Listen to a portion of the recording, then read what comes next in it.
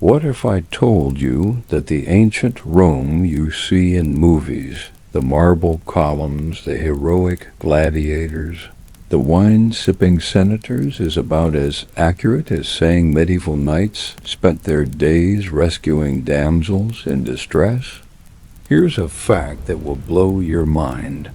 According to archaeological evidence and contemporary Roman writings, the average life expectancy in ancient Rome was somewhere between 20 and 30 years.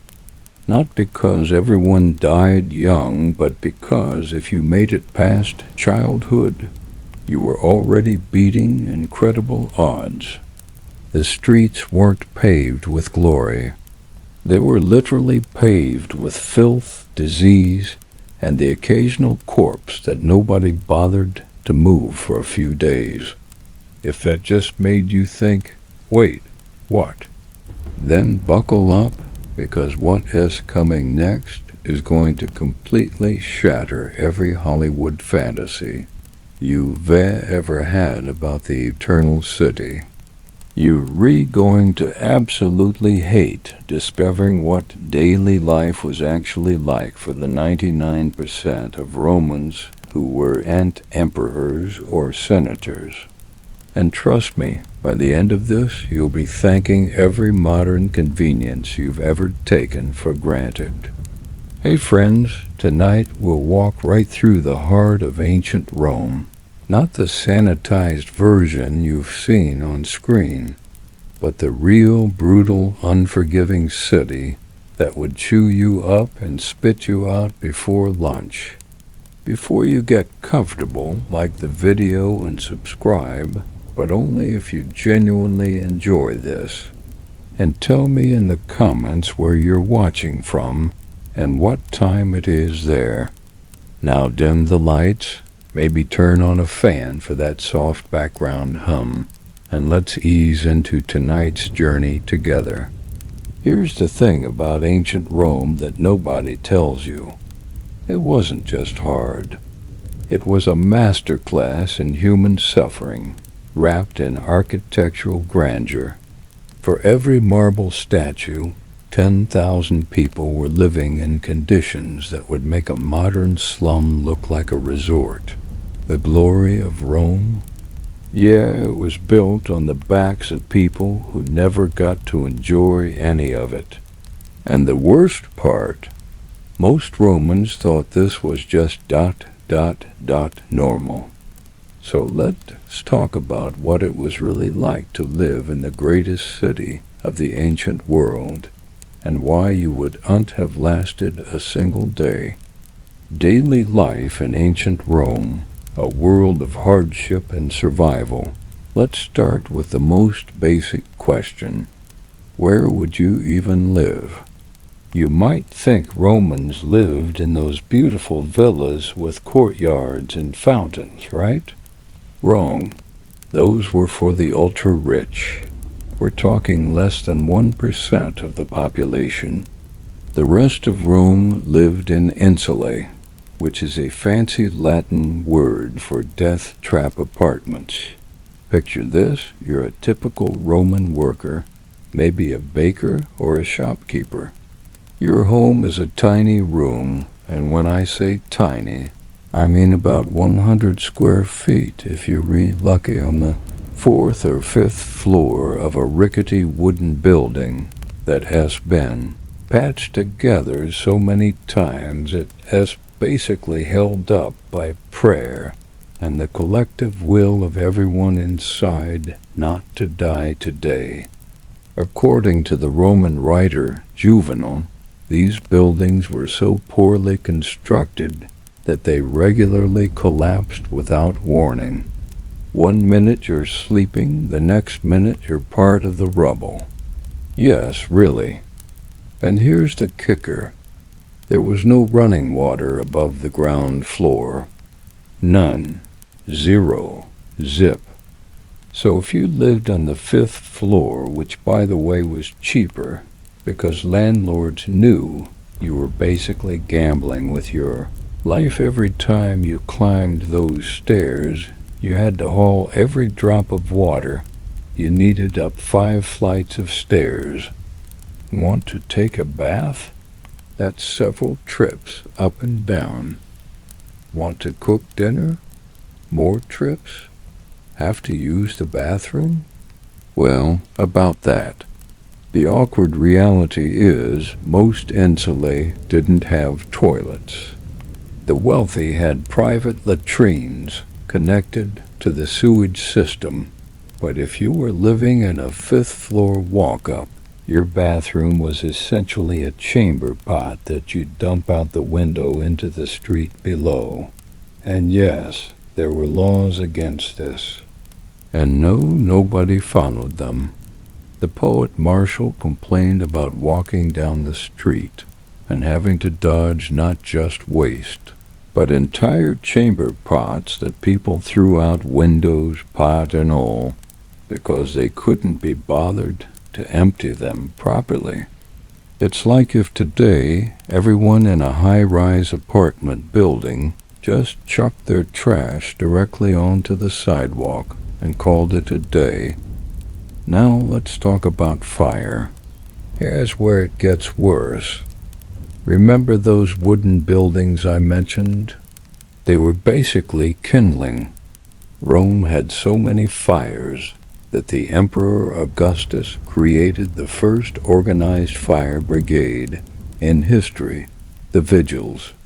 But here's what will blow your mind. They often couldn't save buildings.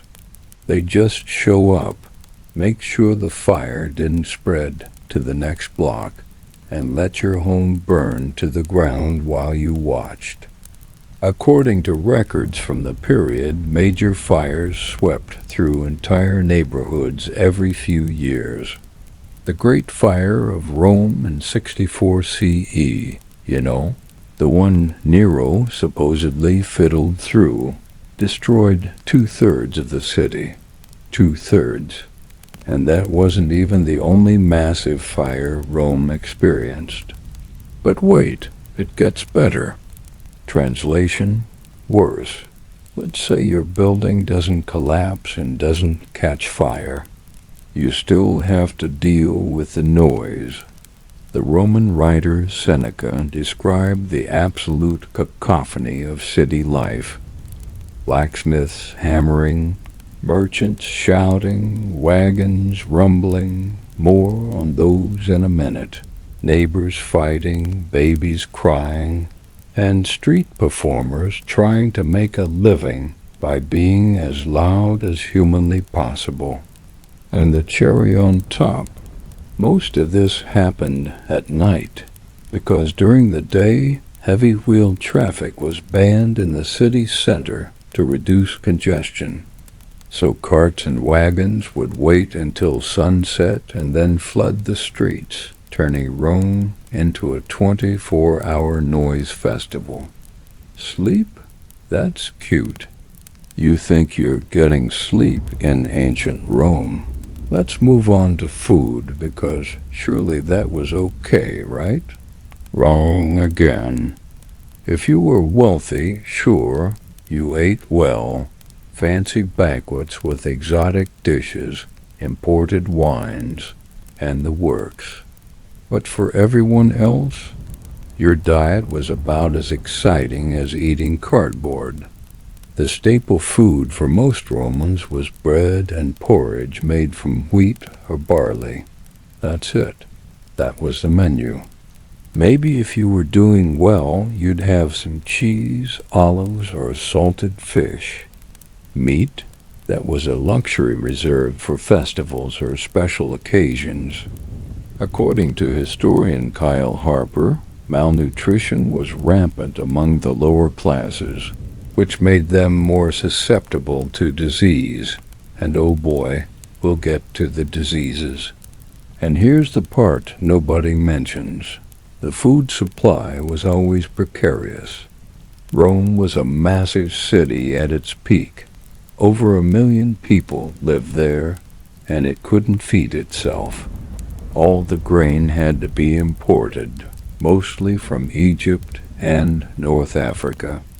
If those shipments were delayed by storms, pirates, or political instability, people starved. The emperor had to provide free grain to hundreds of thousands of citizens just to prevent riots. It was literally bread and circuses to keep people fed and entertained so they don't overthrow you. Of course, getting that grain into bread was its own ordeal. Most people couldn't afford ovens, so they'd buy bread from bakeries. But the quality? Let's just say food safety regulations weren't exactly a thing. Bakers would cut their flour with chalk, sawdust, or worse to stretch it further. One Roman medical text warns about bread containing foreign substances that could break your teeth. So you're eating possibly contaminated food in a cramped, dark apartment with no running water, surrounded by the constant threat of fire, collapse, and human waste raining from above. Still think ancient Rome sounds glamorous? Now let's talk about work, because you had to pay for that death trap apartment somehow. For most Romans, work was brutal, physical, and never-ending. If you were a laborer, and statistically you probably were, your day started before dawn and didn't end until after dark. Construction work, dock work, hauling goods, working in workshops, it was all backbreaking, dangerous, and paid just enough to keep you alive. There were no workplace safety laws, no workers' compensation, and no sick days. Did you get injured? Too bad. Couldn't you work, you didn't eat? Women had it even harder. According to research by ancient historian Mary Beard, Roman women from lower classes worked just as much as men in shops, in workshops, as domestic servants, or in the textile industry.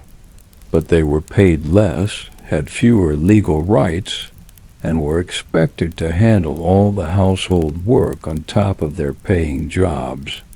So after a 12-hour shift, you'd come home to that fifth-floor walk-up, haul water up the stairs, cook dinner over a tiny brazier, which, by the way, was a fire hazard in itself, and try to keep your kids alive in an environment that was actively hostile to human life.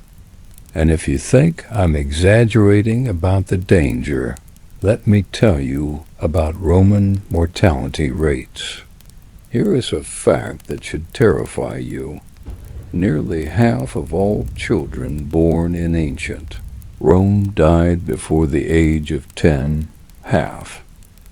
According to demographic studies of Roman burial records, childhood was the most dangerous time of life. Diseases we barely think about today, measles, diphtheria, dysentery, were death sentences. There were no vaccines, no antibiotics, and medical knowledge was, let's generously call it, limited. But even if you survived childhood, you weren't safe. Work accidents were common and often fatal. Infections from minor cuts could kill you. Dental problems could kill you. Basically, everything could kill you, and it frequently did.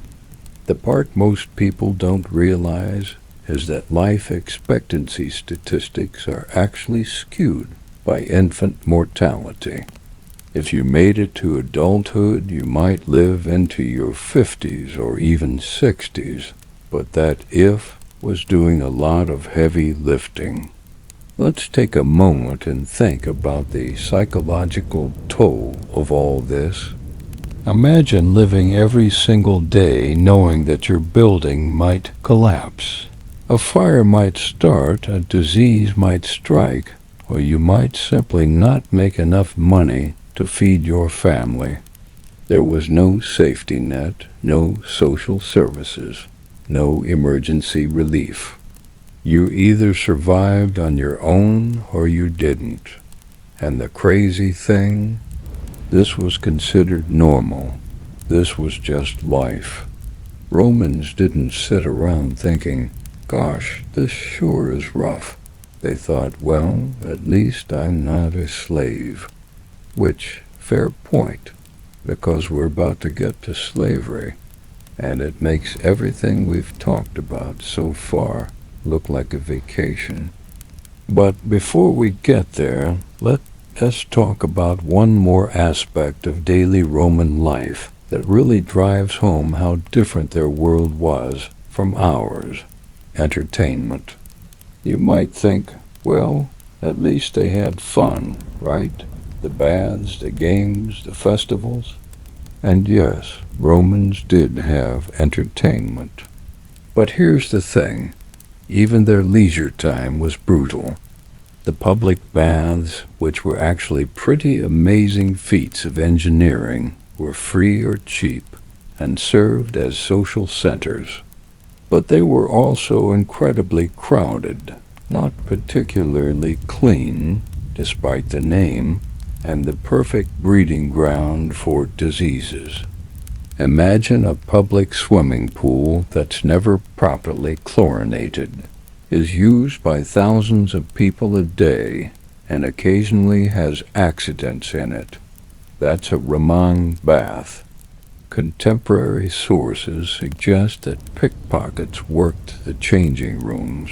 Fights broke out regularly, and the noise was so bad that some philosophers complained they couldn't think.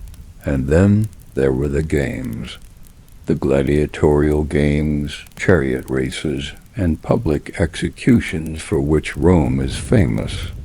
We'll get into the gladiators later, but here's what you need to know for now. These weren't just entertainment.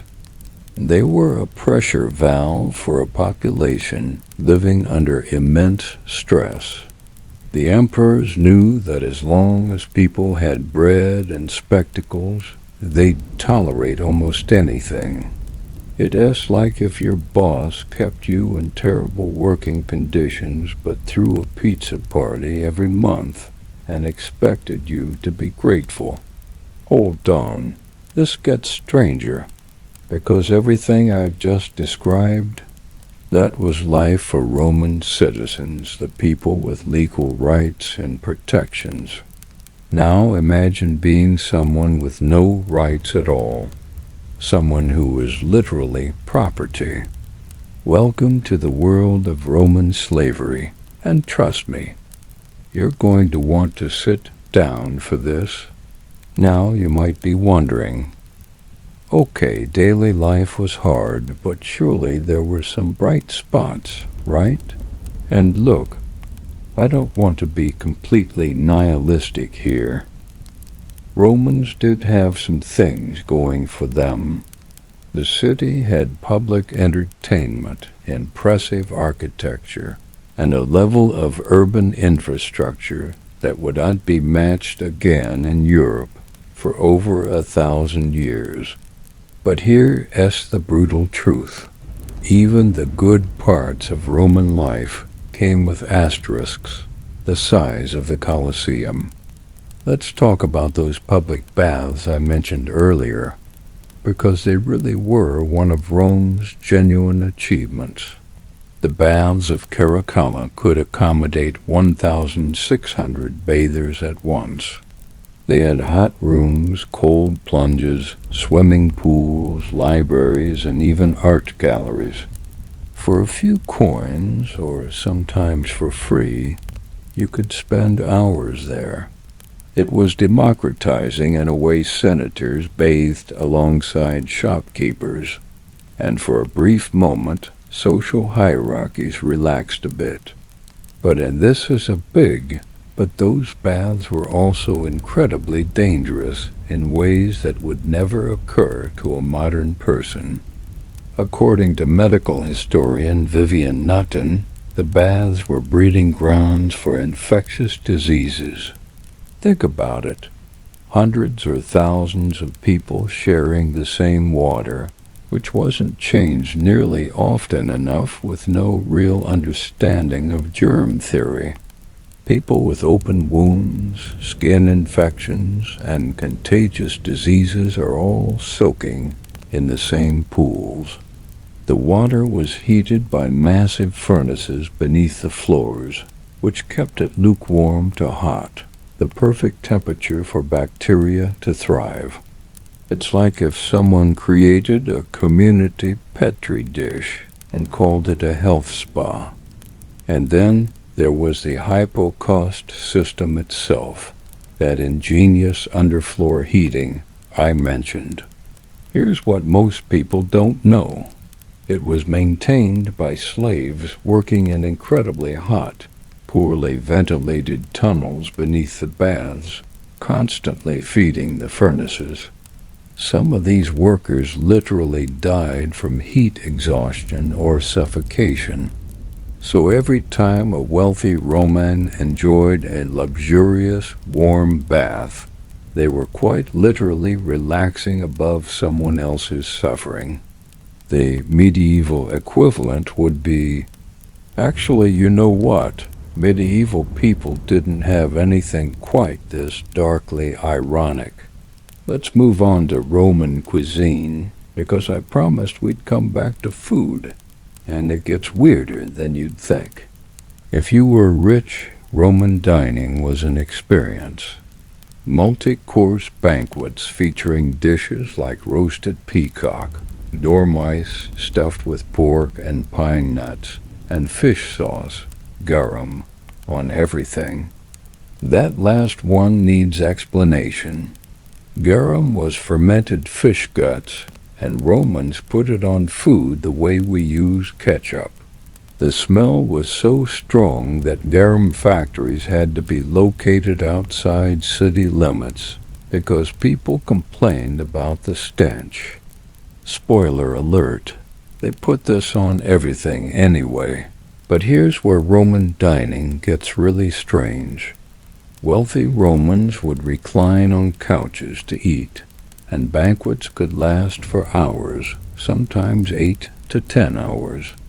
And because they were lying down and eating enormous amounts of food, they'd sometimes excuse themselves to the vomitorium to, well, vomit, so they could return and keep eating. Now, before the internet myth police come after me, the vomitorium wasn't primarily designed for this. It was actually just a passage in amphitheaters, but the term does come from the Latin word for to vomit, and Romans absolutely did purge during long banquets. Whether it was as common as later writers claimed is debated, but the fact that it happened at all tells you something about Roman excess. Meanwhile, remember that 99% of the population eats bread and porridge? They'd sometimes get a chance to taste meat during public festivals, when the emperor or wealthy patrons would sponsor public feasts. These distributions of food were called sportulae, and they were basically the ancient equivalent of a corporation throwing a catered lunch and expecting lifelong loyalty in return. According to contemporary sources, people would literally fight over these handouts. Riots broke out if the distributions were perceived as unfair. Why this was a big problem.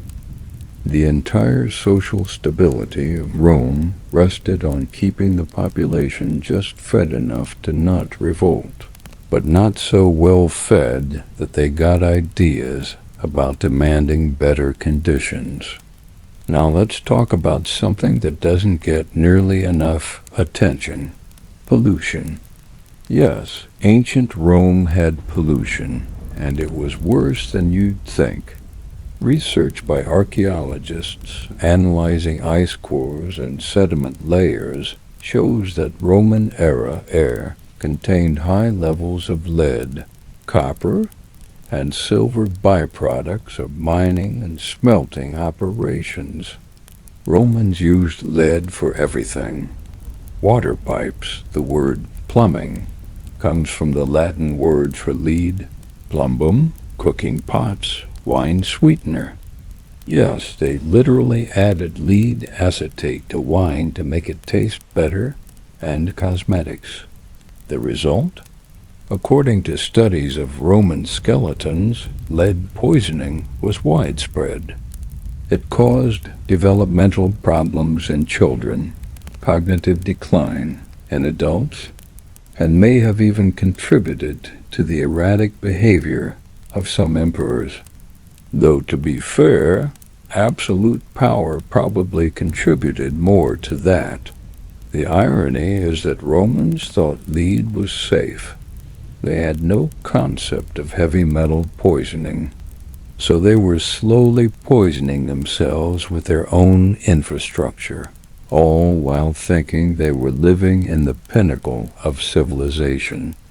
And speaking of infrastructure, let's talk about Rome's famous aqueducts, because they're a perfect example of Roman achievements coming with a dark underbelly. The aqueducts were engineering marvels. Some are still standing today.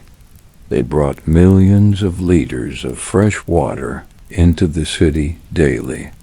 But there's always a bit that water was distributed based on social hierarchy. Wealthy neighborhoods got first access to clean water. Poor neighborhoods got whatever was left, which was often contaminated by the time it reached them. And remember those lead pipes I mentioned? Yeah, they were used extensively in the water distribution system. The wealthy were literally drinking lead-contaminated water and thinking it tasted great. The public fountains where most people got their water were also community gathering spots, which sounds nice until you realize they were also prime locations for pickpockets, scam artists, and occasionally violent fights over access. Historical records from Rome mention disputes over fountain usage leading to assaults and even murders.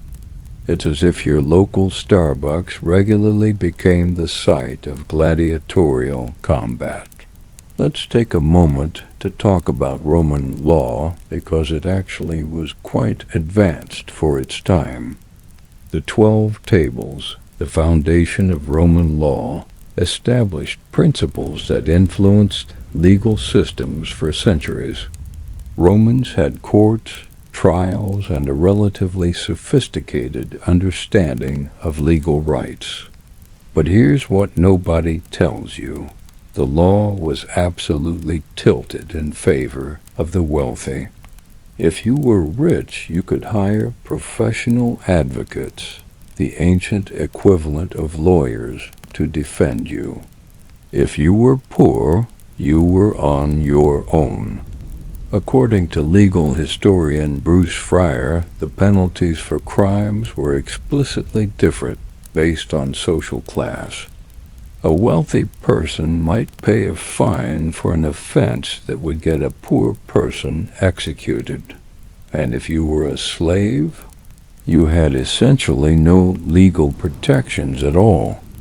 You could be tortured for evidence in trials, even if you weren't the one on trial. The legal system was less justice for all and more justice for those who can afford it, which, to be fair, isn't that different from today, but at least we pretend to believe in equality. One of the most fascinating and disturbing aspects of Roman law was patria potestas, the power of the father. A Roman father had absolute legal authority over his household. And I mean absolute. He could sell his children into slavery, force them into marriages, and this is the truly wild part. He had the legal right to execute them if he deemed it necessary. Now, by the later empire, actually exercising that last right would get you in social hot water. But the fact that it existed at all tells you something about Roman family values. The medieval equivalent would be, actually, medieval fathers had less legal power over their adult children than Roman fathers did. Think about that for a second. Let us talk about one more aspect of daily Roman life that really hammers home how different their world was, their relationship with death. Romans lived with death in a way that's almost incomprehensible to us. The infant mortality rate meant that most families lost at least one child. Disease could wipe out entire households in days. Work accidents were common and often fatal, and public executions were entertainment. But here's where it gets really strange. Romans also had a very matter-of-fact relationship with corpses. In the early Republic, bodies were buried or cremated outside the city walls. But as Rome grew, burial space became limited and expensive. So poorer Romans would often use mass graves or communal tombs. And in some cases, bodies weren't disposed of properly at all. The chronicler Suetonius describes streets occasionally littered with corpses during plagues or food crises, with no one able or willing to remove them promptly. It's as if your city just gave up on sanitation during a crisis and hoped everything worked itself out. The wealthy, of course, had elaborate tombs and funerary monuments. In fact, some of the most impressive Roman architecture is funerary. Check out the mausoleums lining the Appian Way. But even these monuments reflect a preoccupation with death that went beyond just remembering the deceased. They were status symbols, ways of asserting your importance even in death. The medieval equivalent would be commissioning a cathedral-sized tomb, just to flex on people at your funeral. And it worked. Because in Rome, everything was about status, appearance, and hierarchy. From the clothes you wore, citizens wore togas. Specific colors and styles indicated your rank, to where you lived, to how you spent your leisure time. Every aspect of life was structured to remind you of your place in society. Unless, of course, you had no place in society at all. Unless you were property. Let me tell you about what happened if you fell through the cracks. If you couldn't pay your rent, you'd be evicted, obviously. But where did you go? Rome didn't have homeless shelters or social services. Some people lived in literally crumbling buildings that had been condemned and abandoned. Others lived under bridges, in tombs, or in the substructure of larger buildings. Archaeological evidence suggests that Rome had a substantial homeless population living in what amounted to squatter settlements within and around the city. And if you really hit rock bottom, you might end up enslaved for debt. Yes, that was a thing. If you owed money you couldn't pay, your creditors could legally enslave you or your family members until the debt was worked off. This practice was eventually reformed, but it gives you an idea of how precarious life was for the lower classes. You were always one bad harvest, one illness, one accident away from complete catastrophe. There was no safety net, no second chances, and no one coming to save you. But as bad as life was for poor citizens, it doesn't even begin to compare to what we're about to discuss next, because everything we've talked about so far assumes you were free. Imagine all of this, the disease, the danger, the poverty, the precariousness, but you're also someone else's property. Welcome to Roman slavery, where the situation goes from barely survivable to I can't believe this was legal for centuries. The brutal reality of Roman slavery. All right, here's where things get really dark. You know what's worse than living in a fifth-floor death trap apartment with no running water and a constant threat of fire? Not even having that apartment because you're not a person, you're property. Welcome to Roman slavery, an institution so fundamental to Roman society that the entire economy would have collapsed without it. And I'm not exaggerating.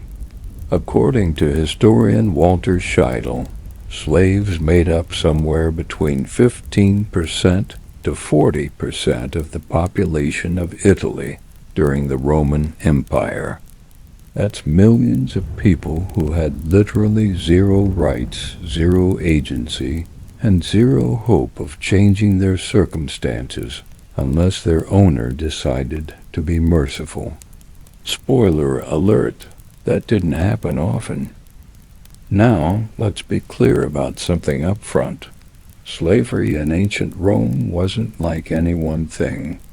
It was a spectrum of misery, ranging from utterly dehumanizing and likely to kill you quickly to still terrible, but you might survive long enough to buy your freedom. Where you landed on that spectrum depended on who owned you, what skills you had, and sheer dumb luck. So let's break down the brutal reality of what it meant to be enslaved in ancient Rome, starting with how you even ended up in that situation in the first place. The primary source of slaves was war. Rome was constantly conquering new territories, and every conquest meant thousands of prisoners of war who were marched back to Rome in chains and sold at auction. According to the historian Livy, after the Third Macedonian War in 167 BCE, Rome enslaved approximately 150,000 people from the region of Epirus alone in a single campaign. Think about that number for a second. That's roughly the population of a modern mid-sized city, all enslaved at once. And this wasn't unusual. It was standard operating procedure. But war wasn't the only source. Piracy and kidnapping were rampant throughout the Mediterranean. Entire coastal villages would be raided and their populations sold into slavery. Children of slaves were automatically slaves themselves, creating a self-perpetuating system. Some people were enslaved for debt, as I mentioned earlier. And in a particularly cruel twist, foundling babies abandoned by parents who couldn't afford to raise them could be picked up by anyone and raised as slaves. So poverty didn't just make life hard. It could literally result in your children being enslaved. Once enslaved, you were sold at a market, and buyers would inspect you like livestock, because that's what you were to them, livestock. Slave traders would make you strip naked, jump around to demonstrate physical fitness, and sometimes prod your teeth and muscles to assess your health. The Roman writer Seneca described slave auctions as casual affairs where wealthy Romans would browse selections like they were shopping for furniture. I need someone for the kitchen. Oh, and maybe a tutor for the kids ... How much for the one with the Greek accent? Now let's talk about what happened after you were purchased. If you had education or specialized skills, if you could read and write, if you had training as a doctor or teacher, if you had any expertise, you might end up as a household slave for a wealthy family. This was, relatively speaking, the better outcome. You'd work as a secretary, tutor, accountant, or personal attendant. You'd live in your owner's house, though probably in the smallest, worst room, eat their leftover food, and spend your days doing whatever tasks they assigned. This could range from genuinely intellectual work to humiliating personal service. And here is what is absolutely wild. Some household slaves had more effective power and influence than free, poor Romans. A slave working as a secretary to a senator might handle important correspondence and financial matters. A slave managing a wealthy merchant's business might control significant sums of money. But, and this is crucial, that power was entirely dependent on their owner's whim. A household slave could go from managing an estate to being beaten, sold, or executed based on nothing more than their owner's bad mood. Because let's talk about the reality of being someone's property. Your owner could do literally anything to you. Anything. There were virtually no legal protections. If your owner wanted to beat you, rape you, work you to death, or kill you outright, there was no law stopping them. Early in Rome's history, there weren't even social taboos against it. According to the historian Keith Bradley, it wasn't until the later empire that laws were passed limiting, not eliminating, just limiting, an owner's right to kill their slaves arbitrarily. And even then, enforcement was basically non-existent.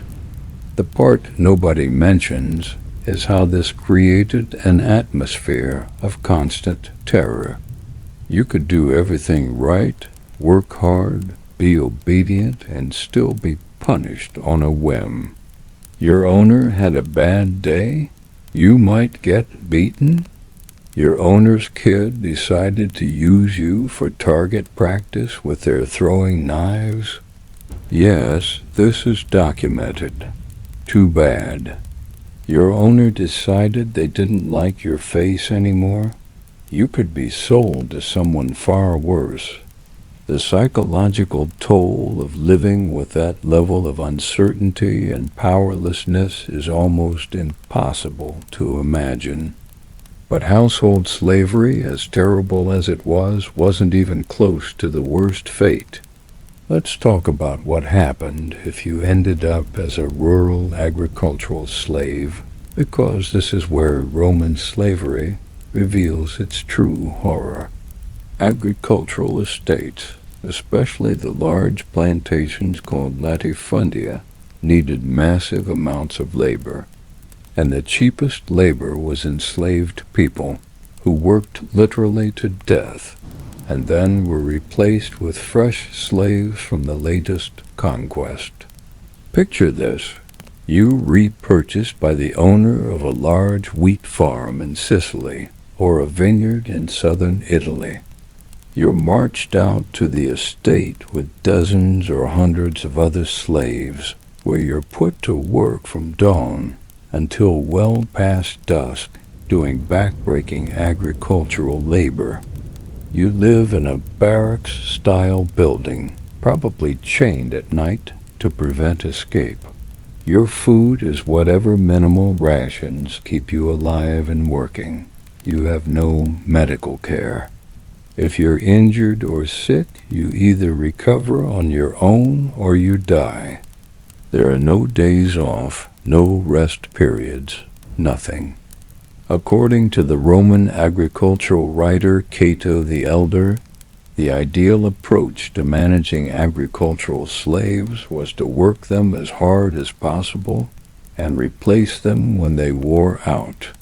He literally wrote in his manual on agriculture that old or sick slaves should be sold off or abandoned because keeping them was economically inefficient. This wasn't considered cruel by Roman standards. It was just practical farm management.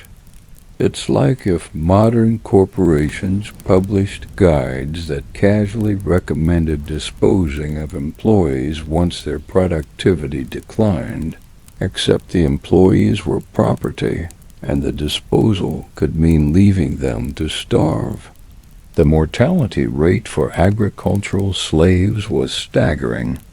Contemporary sources suggest that life expectancy for slaves working on large estates could be as low as 7 to 10 years after purchase.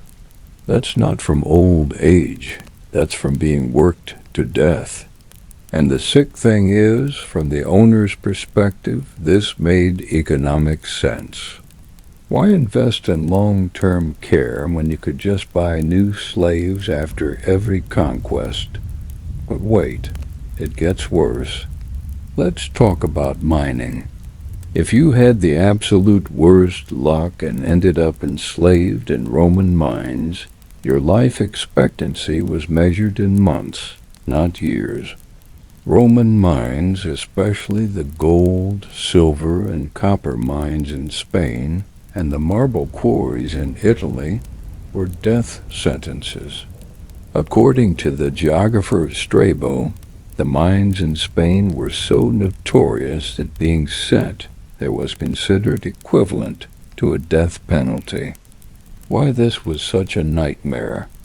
Mines were hot, poorly ventilated, prone to collapse, and filled with toxic dust. Slaves worked in cramped tunnels, often on their hands and knees, chipping away at rock with basic tools. No safety equipment, no ventilation systems, no rest. Just constant labor until you literally couldn't anymore, at which point you were replaced. Archaeological evidence from Roman mining sites includes mass graves of workers who died on the job and were buried without ceremony in pits near the mines. And here's the kicker. Some mines used chain gangs of slaves who were shackled together and worked as units. If one person collapsed, the whole line had to keep going, dragging the unconscious or dead person along until overseers decided to remove them. It's the kind of cruelty that's almost cartoonish in its evil, except it was completely real and affected thousands of people. Now, you might be thinking, okay, but surely some slaves had it better, right? What about slaves who worked in cities and shops or workshops? And yes, those jobs existed, and they were better than agriculture or mining, the same way falling from the second floor is better than falling from the fifth floor. It's still bad, just less immediately fatal. Urban slaves worked in all sorts of trades: bakeries, taverns, workshops, construction, you name it. They had more mobility than rural slaves, could interact with free people, and sometimes even earned tips or small payments that they could save. But they were still property. They still had no rights.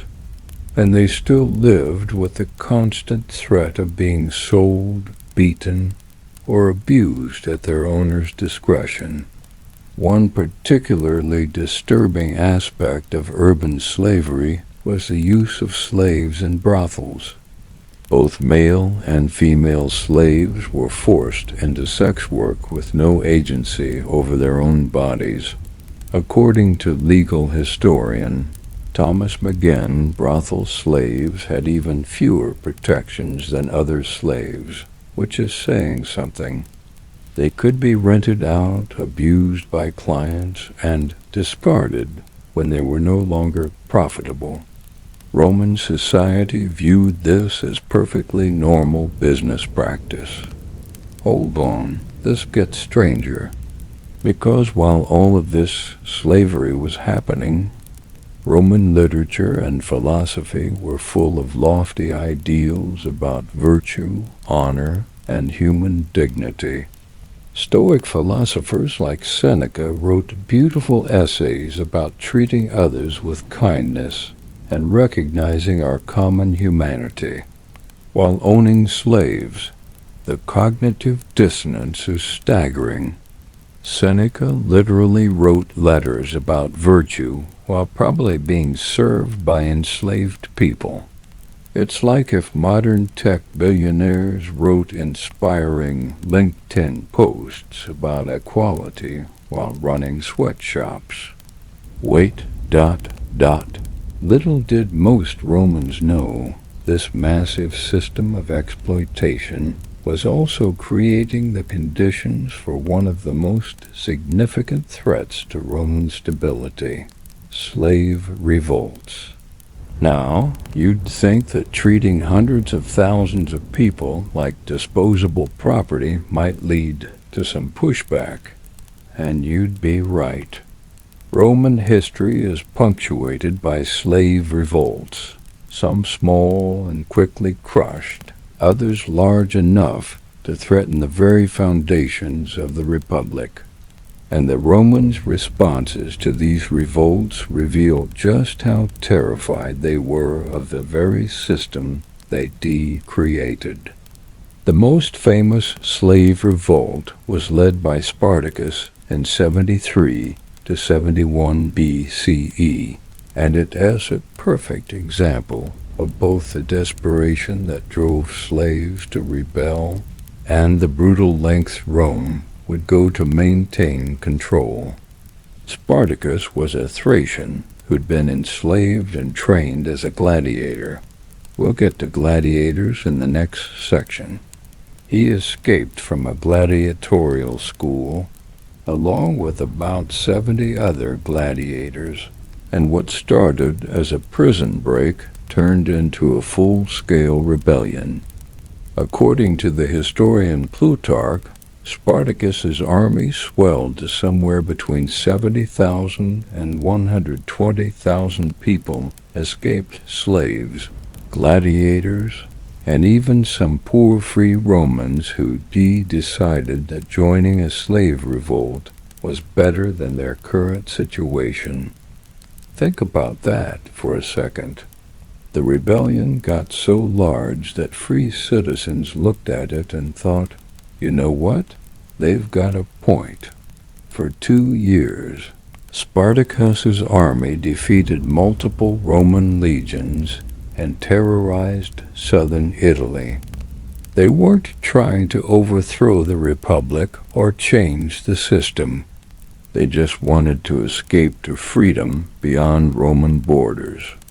But Rome couldn't let that happen, because if one slave revolt succeeded, it would inspire countless others. So Rome sent its best general, Marcus Licinius Crassus, with orders to end the rebellion by any means necessary. Crassus eventually defeated Spartacus's forces in 71 BCE, and what happened next is one of the most chilling displays of Roman cruelty on record. According to multiple contemporary sources, Crassus captured 6,000 of the rebellious slaves and crucified them along the Appian Way, the main road from Rome to Capua. One crucifixion every 40 meters for about 120 miles. The bodies were left hanging as a warning to any other slaves thinking about rebellion. Let that sink in. The Romans lined their most important highway with thousands of dying people to make a point. And it worked. There wouldn't be another major slave revolt in Italy for decades. because that's the thing about slavery in Rome. It was maintained not just through economic incentives or social structures, but through sheer, overwhelming terror. The message was clear: rebel, and this is what happens.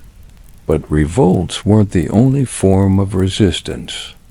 According to historian Keith Hopkins, slaves resisted in smaller and subtler ways constantly. Work slowdowns, sabotage, theft, running away, these were all forms of daily resistance that made the system less efficient, but kept slaves alive. Some slaves would deliberately break tools or spoil food, then claim it was an accident. Others would pretend not to understand orders or develop sudden illnesses before particularly unpleasant tasks. It was passive resistance born of desperation, and it drove slave owners absolutely insane. Running away was always an option, but it was incredibly risky. Escaped slaves, called fugitivi, could be hunted down by professional slave catchers, who were paid bounties for returning them. And if you were caught, the punishment was severe: branding on the face, so everyone would know you were a runaway, brutal beatings, being sold to worse conditions, mines, usually, or execution as an example to others. Despite this, archaeological evidence suggests that running away was common enough that slave owners regularly complained about it, and legal texts from the period are full of regulations about how to deal with fugitive slaves. Now let's talk about one of the few ways a slave could legally escape slavery: manumission, or being freed by their owner. This sounds like a hopeful note, but even this reveals how twisted the system was. Manumission did happen, and by the late Republic, it was fairly common in urban settings. Owners would sometimes free skilled slaves who'd served them for years, either in their wills or as a reward for good service. Some slaves could even purchase their freedom if they'd been allowed to save money over the years. But here's the catch: even after being freed, you weren't fully free. Freed slaves, called liberti or freedmen, had limited rights. They couldn't hold public office.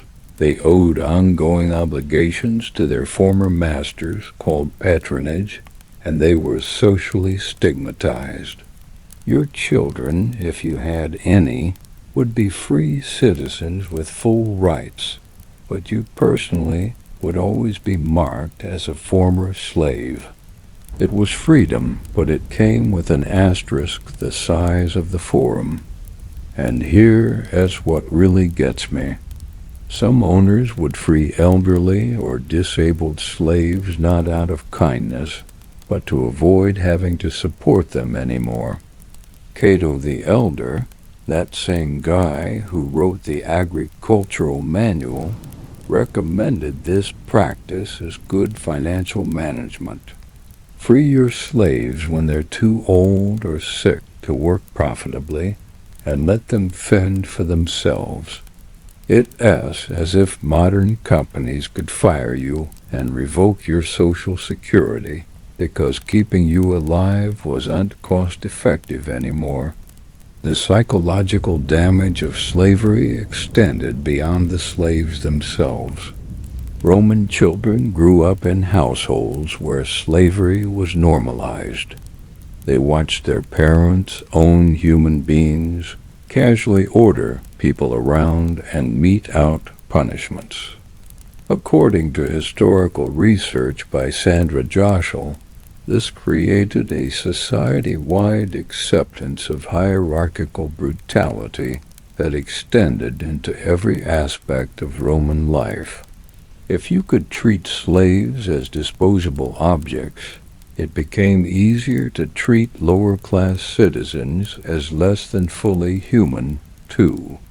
Let's take a moment to talk about something that doesn't get enough attention: the sexual exploitation of slaves. This was so common and normalized in Roman society that it barely registers as controversial in ancient sources. Male and female slaves could be sexually abused by their owners with complete impunity. This wasn't considered adultery or immorality. Slaves' bodies were property, and owners could do what they wanted with their property. According to legal historian Jane Gardner, slave women who became pregnant by their owners faced an impossible situation. The children would be slaves, owned by the father who had fathered them. Some owners would free these children, but many didn't, creating the horrifying situation where men enslaved their own offspring.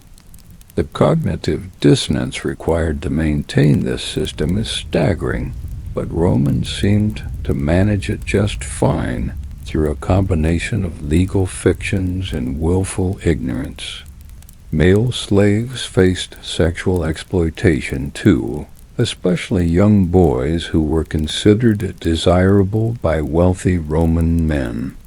This abuse was so normalized that it is mentioned casually in literature as just another aspect of household management. The poet Martial wrote several epigrams about attractive slave boys, treating sexual access to enslaved children as a casual privilege of wealth. There's no way to sugarcoat this. It was systemic child abuse, and Roman society not only tolerated it, but treated it as a status symbol. Now you might be wondering, did any Romans think this was wrong? And the answer is sort of. A few philosophers, particularly some later Stoics, argued that slavery was contrary to nature, and that all humans had inherent dignity. Seneca wrote that they are slaves. Rather, they are men, and argued for treating slaves humanely. But even Seneca didn't advocate for abolishing slavery just for being a nicer slave owner. It's as if someone today argued that factory farming is bad, so we should give the animals slightly bigger cages before we kill them. The fundamental injustice remains. Christianity, which would eventually transform Roman society, had an ambiguous relationship with slavery. Early Christian communities included both slaves and free members, and Paul's letter to Philemon famously asks a slave owner to take back a runaway slave, no longer as a slave but as a brother. But Christianity didn't condemn slavery as an institution. The message was more about spiritual equality before God, not actual social liberation. Slaves were told to obey their masters, and masters were told to be kind. The system itself, that could stay. The economic importance of slavery to Rome cannot be overstated. The entire empire ran on slave labor. Who built the aqueducts, the roads, the public buildings that we admire today? Largely slaves. Who grew the food that fed Rome's million inhabitants? Mostly enslaved agricultural workers, who worked in the shops, cleaned the houses, and taught the children of the elite. Slaves, slaves, and more slaves. The Roman economy wasn't just supported by slavery. It was built on it, down to the foundation. According to economic historian Peter Temin, Attempting to abolish slavery would have caused economic collapse on a scale that would make the fall of the empire look like a minor recession. The entire social structure, from the poorest citizen who could still say, "At least I'm not a slave," to the wealthiest senator whose lifestyle depended on hundreds of enslaved workers, was invested in maintaining the system.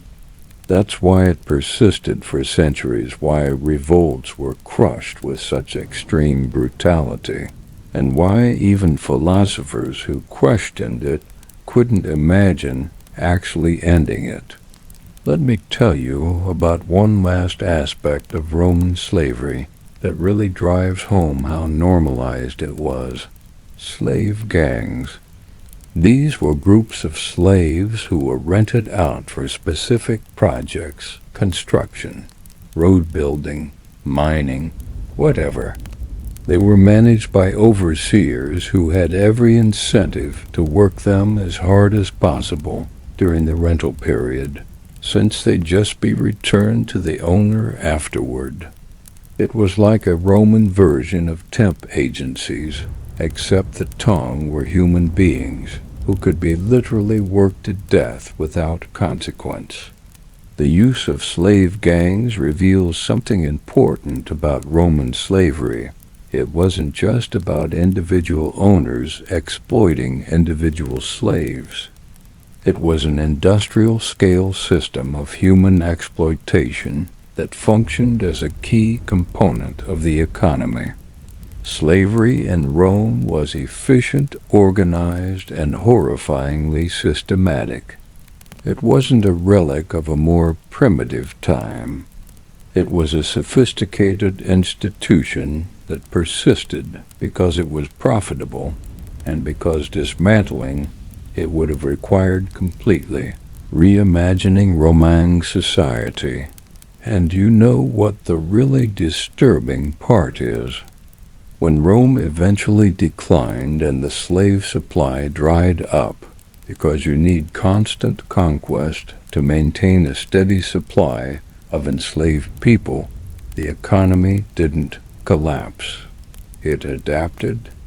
The late empire developed different forms of labor-controlled tenant farming, debt bondage, and tied peasantry that weren't technically slavery, but weren't exactly freedom either. It is almost like once you build a society on the idea that some people as suffering is acceptable for others' convenience, you can always find new ways to maintain that dynamic. But as terrible as slavery was for most people trapped in it, there was one specific type of slavery that the Romans turned into entertainment: gladiatorial combat. These weren't just slaves. They were slaves trained to kill each other for public amusement. And the system that created them was even more complex and disturbing than you might think. Inside the arena, the harsh life of gladiators. Let's talk about gladiators, because Hollywood has sold us a vision of these warriors that is about as accurate as saying medieval peasants spent their days frolicking in flower meadows. You've seen the movies: noble fighters, skilled warriors, crowds cheering their names, women swooning glory and honor in the arena. And look, there's a tiny kernel of truth in there. Successful gladiators could become famous. Some did earn their freedom, and the combat was undeniably skilled. But here is what those movies do and show you: the absolutely dehumanizing system that created gladiators in the first place, the constant terror they lived with, and the fact that most gladiators died young, broke, and forgotten. So let's start with the basics. How did someone become a gladiator? There were essentially three paths, and none of them was good. First, you could be a slave purchased specifically for gladiatorial training.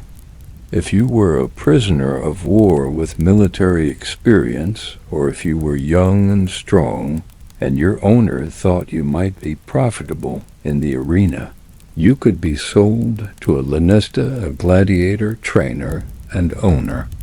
This was your life now, and you had zero say in the matter. Second, you could be a condemned criminal. Roman law allowed certain criminals to be sentenced to the arena, either to fight as gladiators or to be executed in various creative and horrible ways during the public games. We'll get to those executions later, and trust me, they make gladiatorial combat look merciful. This was called damnatio ad gladium or damnatio ad bestias, condemnation to the sword or condemnation to the beasts. If you were sentenced to be a gladiator, you might at least have a fighting chance. If you were sentenced to the beasts, you were basically just expensive lion food. Third, and this is where it gets really weird, you could volunteer. Yes, some free Roman citizens actually signed contracts to become gladiators.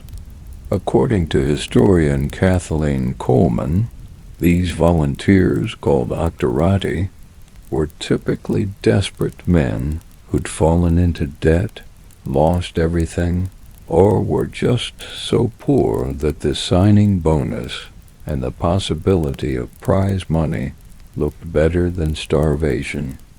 They'd sign away their rights, essentially enslaving themselves to a lanista for a set period, in exchange for money up front and a cut of any winnings. Think about how desperate you'd have to be to voluntarily become a gladiator. You re-signing up to risk your life in front of thousands of screaming spectators for the chance to maybe, possibly, if you're incredibly lucky and skilled, earn enough money to buy your way out of the contract. It's like if someone today signed up for a deadly reality show where the grand prize is not having to be on the show anymore. Once you became a gladiator, regardless of how you got there, you were taken to a ludus, a gladiatorial school. Now, school makes it sound almost educational, but these were more like prison training camps. The most famous was the Ludus Magnus in Rome, which could house hundreds of gladiators in cells arranged around a central training arena. Archaeological evidence from gladiatorial schools shows that the cells were tiny, about 12 square feet per person, and gladiators were often chained or locked in at night to prevent escape or revolt. Remember Spartacus? Yeah, that's why. Training was brutal and systematic. According to the Roman writer Seneca, gladiators trained daily with wooden weapons and wicker shields, practicing specific fighting styles until the movements became automatic. You weren't trained to be a generic fighter. You were trained to be a specific type of gladiator, and this is where it gets interesting. Romans loved variety in their combat entertainment, so they created different gladiator classes, each with distinct weapons, armor, and fighting styles. The most famous type was the Murmillo, who wore a heavy helmet with a fish-shaped crest. Don't ask me why the Romans were weird. Carried a large rectangular shield and a short sword, and wore armor on one arm and leg. They were matched against a Retiarius who fought with a net, a trident, and basically no armor, like a deadly fisherman. The contrast was the whole point. Heavy armor and defense versus speed and agility. It's like if mixed martial arts had costume themes. Then there were the Thracians who fought with curved swords and small shields. The secutors who were designed to fight against the ritieri. The hoplomachs who fought with spears and small shields. And several other classes, each with its own equipment and tactics. Gladiators didn't just train to fight. They trained to put on a show. The combat had to be exciting, varied, and dramatic. It was violence as entertainment, carefully choreographed and brutally real. But here's what movies never show you: the absolute psychological horror of being a gladiator. You train for weeks or months, getting better at killing, knowing that eventually you'd be sent into the arena to fight someone else who'd been trained just as well. You knew that your life depended on not just your skill, but also the crowd's mood, the editors, the sponsors' whim, and sheer luck. According to historical records, successful gladiators might fight a few times a year, but each fight carried a significant risk of death or crippling injury. The night before a fight, gladiators were given a special banquet called the cena libera, the free meal. This sounds nice until you realize it was literally their last meal, a Roman tradition for condemned people, and it was public. According to the historian Plutarch, spectators would attend these banquets to gawk at the gladiators, sizing them up, placing bets, and treating them like animals at a zoo. Some gladiators would eat heavily, knowing it might be their last chance. Others couldn't eat at all, paralyzed by fear. And here is something that really gets to me. Gladiators had to take an oath called the Sacramentum Gladiatorium. They swore to endure branding, bondage, beatings, and death by the sword. Uri, vincere verberari, feric necari, to be burned, bound, beaten, and killed by iron. Think about having to swear an oath that explicitly includes consenting to your own torture and murder. The psychological manipulation of forcing someone to verbally accept their own dehumanization is almost as cruel as the physical violence. Now let's talk about what actually happened in the arena, because this is where the gap between Hollywood and reality becomes a chasm. First, gladiatorial games weren't just fights. They were all-day events with multiple parts, and the actual gladiator fights were often the finale. The day typically started with Venetian's beast hunts, where exotic animals, lions, bears, elephants, even rhinos, were killed by trained hunters called venatores. Romans imported animals from across the empire just to slaughter them for entertainment. According to estimates, the inauguration of the Colosseum in AD CE involved the killing of around 9,000 animals over 100 days of games. After the beast hunts came the executions, the lunchtime entertainment. This is where condemned criminals were killed in elaborate theatrical ways. They might be crucified, burned alive, thrown to wild animals, or forced to reenact mythological deaths. One particularly grotesque example, the historian Tertullian describes executions where criminals were dressed as mythological figures and then killed in ways that matched the myths. Play Icarus? You'd be strapped to a mechanism that dropped you from a height. Play Hercules? You'd be burned alive. It was murder as performance art, and Roman crowds loved it. Only after all this would the gladiatorial combats begin, usually in the afternoon when the crowd was warmed up and maximum attendance was guaranteed. And here's what movies always get wrong. Most gladiator fights weren't fights to the death. Gladiators were expensive to train and maintain, and killing them in every fight would be economically idiotic. According to research by historian Marcus Junkelman, the death rate in gladiatorial combat was somewhere around 10 to 20% per fight. Still terrifyingly high, but not the guaranteed death match you see on screen.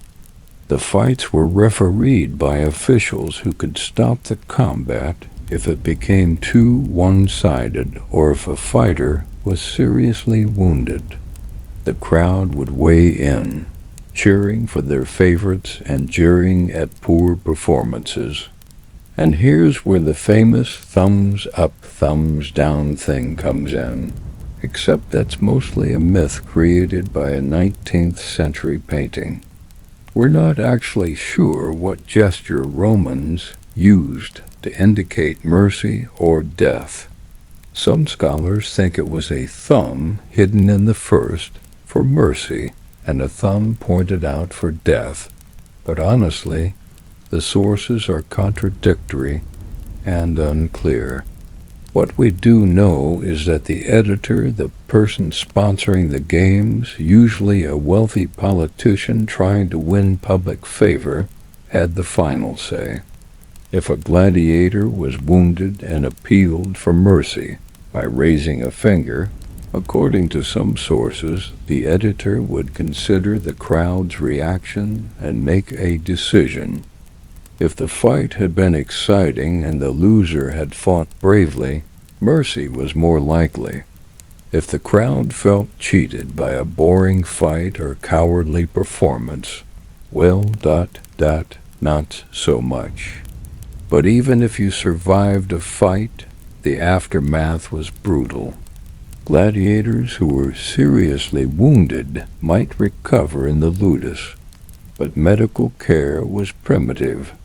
Infections were common and often fatal. According to skeletal evidence from gladiator cemeteries, many gladiators bore evidence of poorly healed fractures, chronic infections, and repeated traumatic injuries. Their bodies were literally falling apart from accumulated damage. And let's talk about the psychological toll, because this aspect is rarely discussed. Imagine killing another human being in front of thousands of cheering spectators. Then imagine doing it again and again. According to psychologist Jonathan Shea, who has studied combat trauma in modern soldiers, the psychological effects of killing in battle include moral injury, emotional numbing, and PTSD-like symptoms. Now imagine experiencing that not in war, where you could rationalize it as defense or necessity, but as entertainment for a crowd that views you as subhuman. Some gladiators adapted by adopting personas in the arena, playing to the crowd, developing signature moves, and creating theatrical identities that separated their arena selves from their real selves. It was a psychological survival mechanism, a way to distance themselves from what they were doing. The most successful gladiators became celebrities with fans, groupies, and merchandising. Yes, Roman kids had gladiator action figures, little oil lamps, and toys shaped like famous fighters. But here's the dark irony. Even the most successful gladiators were still slaves or former slaves if they'd been freed. They might be famous, but they couldn't walk away. They might be cheered in the arena, but they were despised in polite society. Gladiators were seen as infamous, socially disgraced, and grouped with prostitutes and actors as people no respectable remang would associate with. A successful gladiator was like a famous but reviled criminal. Everyone knew your name, but nobody respected you. Let me tell you about one gladiator whose story really captures this contradiction. Flamma. According to his tombstone, which survives today, Flamma fought 34 times, won 21 fights, fought to a draw 9 times, and was defeated 4 times, but survived. He was offered his freedom 4 times and refused each time, choosing to remain a gladiator until he died at age 30. Why would someone refuse freedom? We'll never know for sure, but historians speculate that maybe the arena was all he knew. Maybe he was addicted to the fame and adrenaline, or maybe life as a freed gladiator, with no skills outside the arena, seemed worse than staying in the ludus with purpose and structure. That story should disturb you, because it suggests that the gladiatorial system didn't just physically enslave people, it psychologically damaged them to the point where freedom itself became terrifying. And that's perhaps the cruelest aspect of the whole institution. Little did most gladiators know the diseases spreading through Rome would kill far more people than the arena ever could. Now, you might be thinking, okay, but what about female gladiators? Did those exist? And the answer is yes, but not in the way you'd hope. Female gladiators, called gladiatresses, did fight in Roman arenas, but they were relatively rare and were treated as even more of a spectacle than male gladiators. According to historical references from writers like Juvenal and Tacitus, female gladiators were seen as shocking transgressions of proper gender roles. Fighting women were considered simultaneously thrilling and scandalous. The Emperor Domitian was particularly fond of staging fights featuring women and dwarves, which tells you something about how Romans viewed these contests. They weren't displays of skill. They were freak shows, titillating violations of social norms designed to shock and entertain. A woman fighting in the arena wasn't being respected as a warrior. She was being gawked at as a curiosity.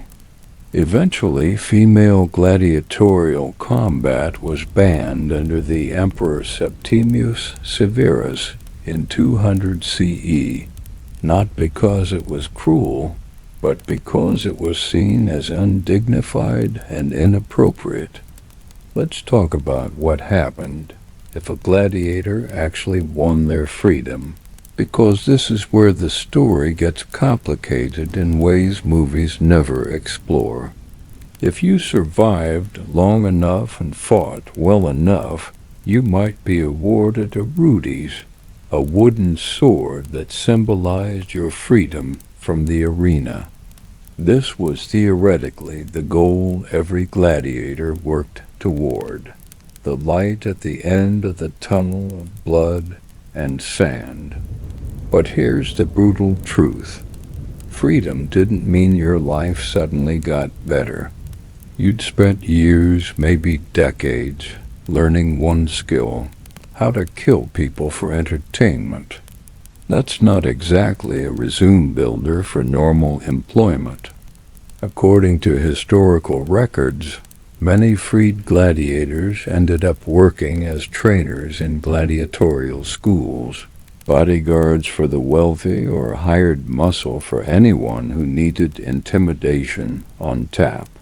Some returned to fighting voluntarily because they literally didn't know how to do anything else and needed the money.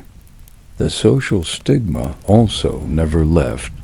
Even as a freed man, you were still an ex-gladiator, which meant you were still infamous, legally and socially disgraced.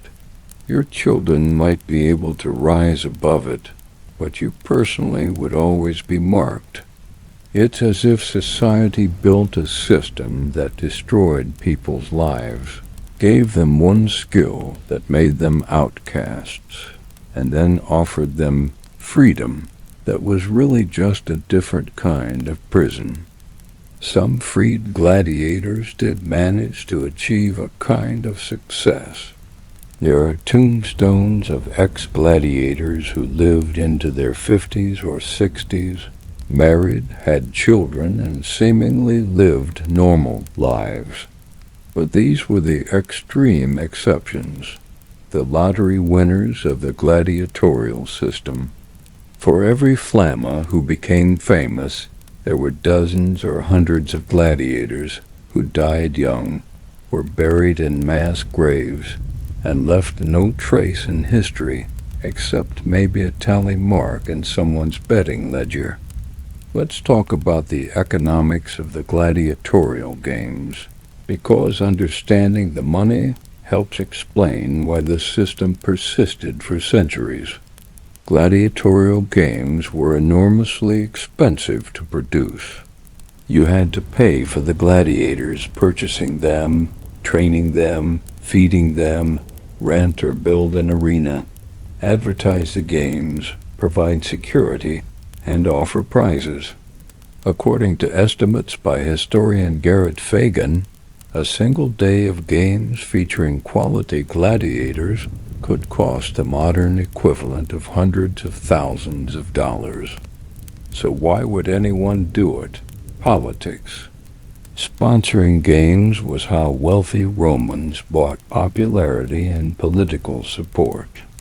The games were called bread and circuses to keep the population fed and entertained, and they won't cause trouble. Ambitious politicians would bankrupt themselves funding lavish games because the political payoff was worth it.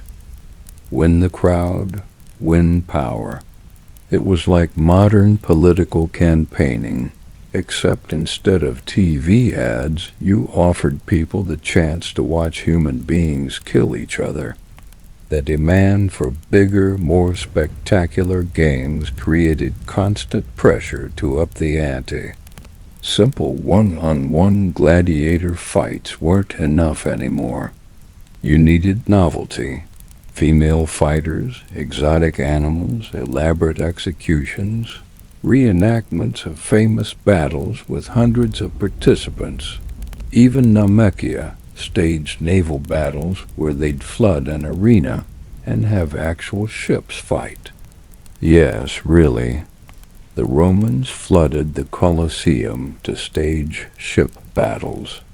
They were nothing if committed to the spectacle. This arms race of violence had predictable consequences.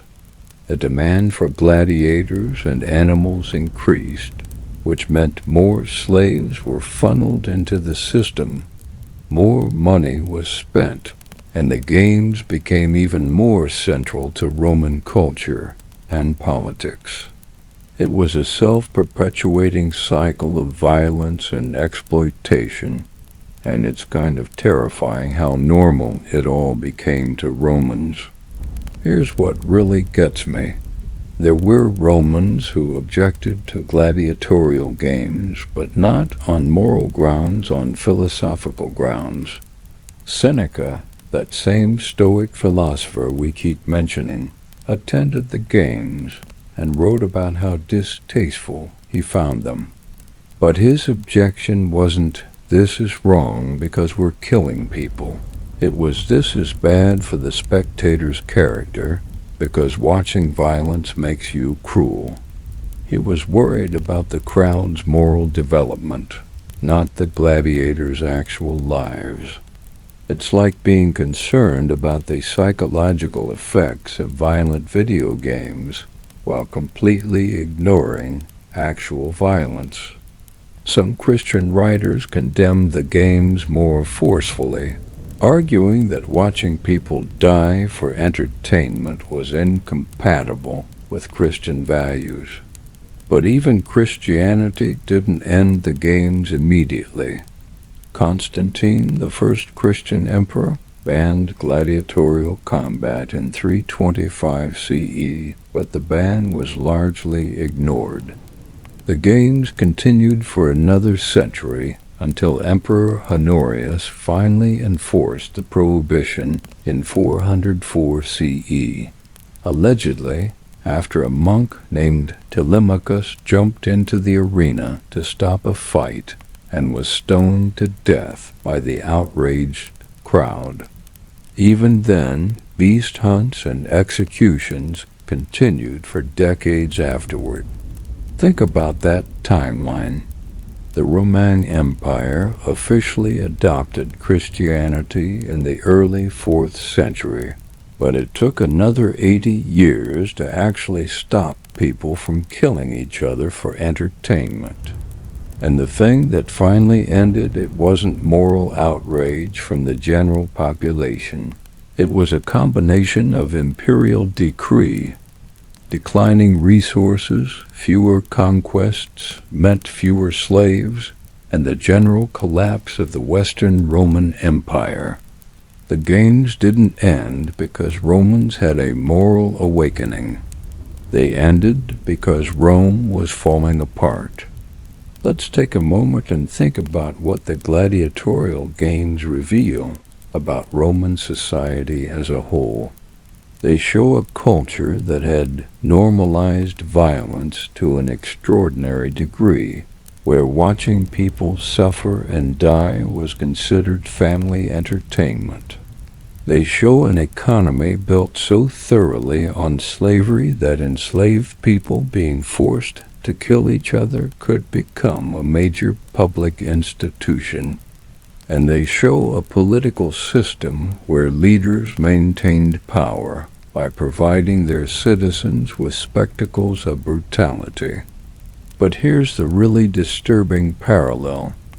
The psychology behind the games isn't as alien as we'd like to think. The Romans weren't monsters. They were people who'd been socialized into a system that made cruelty seem normal. The crowd cheering in the Colosseum wasn't made up of sadists. It was made up of ordinary people who'd grown up thinking of gladiators as less than human, of violence as entertaining, and of power as something demonstrated through dominance over others. And if you think we're completely past that, consider how modern societies still entertain themselves with violent combat sports, where brain injuries are common. Reality TV that humiliates participants for views. Even video games and movies that make violence thrilling and consequence-free.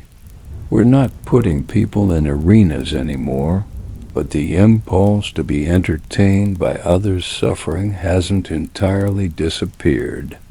It's just been channeled into forms we consider acceptable. The gladiatorial system was a machine that took human beings, broke them physically and psychologically, forced them to kill for entertainment, and then discarded them when they were no longer profitable. It persisted for centuries because it served the interests of the powerful, provided distraction for the masses, and had become so normalized that most Romans couldn't imagine society without it. And the gladiators themselves? They were trapped in a system that offered them only two choices: fight and maybe survive long enough to win a freedom that meant almost nothing, or refuse and die immediately. Some fought with skill and bravery, earning fame and the crowd's admiration. Others fought in terror and desperation, just trying to survive one more day. But all of them, famous or forgotten, skilled or terrified, were victims of a society that had decided their suffering was acceptable as long as it was entertaining. But as brutal as the arena was, it wasn't even the most dangerous aspect of Roman life, because while gladiators faced death in combat, every single Roman citizen, slave, rich or poor, faced invisible enemies that killed far more efficiently than any sword ever could.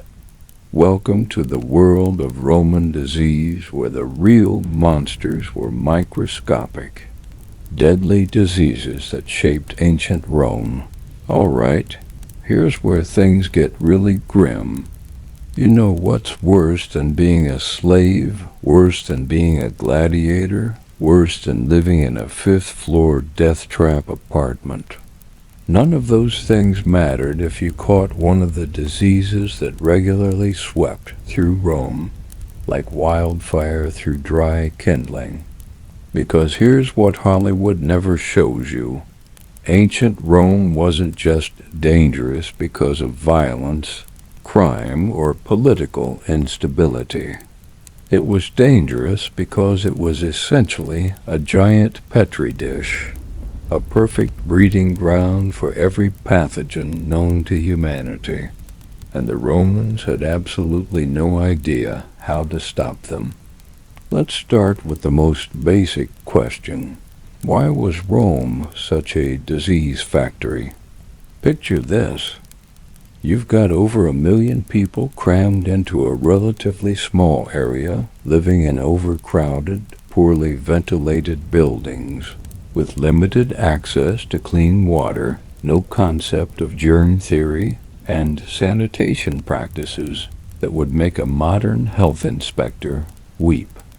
According to epidemiologist Kyle Harper, ancient Rome had all the conditions necessary for disease to thrive: high population density, constant movement of people and goods, close contact between humans and animals, and essentially zero understanding of how infections actually spread. Now, Romans weren't completely clueless about hygiene. They built those impressive aqueducts we mentioned earlier. They had public baths, and they even had a sewage system, the Cloaca Maxima, which is still partially in use today. But here's the kicker. None of that actually prevented disease, because they didn't understand the mechanism of infection. They thought diseases were caused by bad air, miasma theory, or as punishment from the gods, so all their public health measures were basically accidental and incomplete. The public baths? We talked about how they were breeding grounds for infection. The aqueducts? The lead pipes were literally poisoning people. The sewage system? It helped, but it wasn't comprehensive. Most people still dumped waste into the streets. And the famous Roman practice of using public latrines, those communal toilets where you'd sit side by side with other Romans on marble seats with holes in them? Yeah, those were basically disease transmission highways. According to archaeological evidence, Romans wiped themselves with a communal sponge on a stick, called a tessorium, that was rinsed in a bucket of water or vinegar between uses. Let that mental image sink in for a moment. Now, let's talk about the specific diseases that made Roman life a constant gamble with death, starting with the one that probably killed more Romans than any other: malaria. The name literally means bad air in Italian, which tells you exactly what Romans thought caused it. They had no idea it was transmitted by mosquitoes, so they built their beautiful villas near swamps and wetlands, creating perfect mosquito breeding grounds, and then wondered why everyone kept getting sick. According to bioarchaeological evidence from Roman skeletons, malaria was endemic in central Italy, including Rome itself. The Pontine marshes just south of Rome were particularly notorious. Historical sources describe the disease as Roman fever. Recurring fevers, chills, weakness, and anemia that would strike people down seasonally. But here's what really made malaria devastating. It didn't just kill quickly. It weakened you over time, making you susceptible to other diseases, unable to work effectively, and generally miserable for years. The truly horrifying part? Romans tried to treat malaria with various remedies, herbs, prayers, and amulets, and absolutely none of them worked because they were treating symptoms without addressing the cause. Some wealthy Romans figured out that living at higher elevations or away from swamps reduced their risk, but they attributed this to better air quality, not to the absence of mosquitoes. It's like if today we figured out that wearing aluminum foil hats prevented headaches, but we thought it was because the foil blocked bad vibes from space, not because we were accidentally treating a nutritional deficiency or something. But malaria was just the opening act. Let's talk about the real crowd pleasers of Roman disease. The epidemics that swept through the empire and killed millions. The most famous is the Antonine Plague of 165 to 180 CE, which modern scholars think was probably smallpox, though we can't be entirely certain. According to the physician Galen, who witnessed the outbreak, the disease caused fever, inflammation, pustules covering the entire body, and an absolutely catastrophic mortality rate. Here's how bad it was. The historian Cassius Dio claimed that in Rome alone, 2,000 people were dying every day at the peak of the outbreak. The total death toll across the empire may have been anywhere from 5 to 10 million people. Roughly 10 to 20% of the entire Roman population. Let that sink in. Imagine if a disease appeared today and killed 1 out of every 5 people on Earth within 15 years. That's what Romans experienced with the Antonine Plague. And the worst part, they had no idea what was causing it, how to prevent it, or how to treat it. Galen, the most respected physician in Rome, recommended bloodletting, literally draining blood from sick people, which probably killed more patients than it saved. Other doctors recommended herbal remedies, prayers to Apollo, the god of healing and plague, or avoiding crowds and bad air. The last one actually helped, but for the wrong reasons. It reduced transmission, not because it improved air quality, but because it limited contact between infected and healthy people. The social and economic impact of the Antonine Plague was staggering. According to historian Kyle Harper, the plague disrupted trade, caused labor shortages, weakened military capacity, and contributed to the beginning of Rome's long decline. Marcus Aurelius, that Stoic emperor-philosopher we talked about earlier, spent much of his reign dealing with the aftermath. His meditations suddenly make more sense when you realize he was writing them while the world was literally falling apart from disease. But wait, it gets worse. Just as the empire was recovering from the Antonine Plague, another epidemic struck in 249 to 262 CE, the Plague of Cyprian, named after a bishop who described it in horrifying detail. According to Cyprian's writings, this disease caused severe diarrhea, vomiting, gangrene, blindness, and ultimately death in a matter of days. Modern scholars think it might have been a hemorrhagic fever similar to Ebola, but again, we can't be certain. The mortality rate was even higher than the Antonine Plague. Some estimates suggest that at the peak, 5,000 people were dying daily in Rome alone. Entire cities were depopulated. In some regions of the empire, the population declined by 50% or more.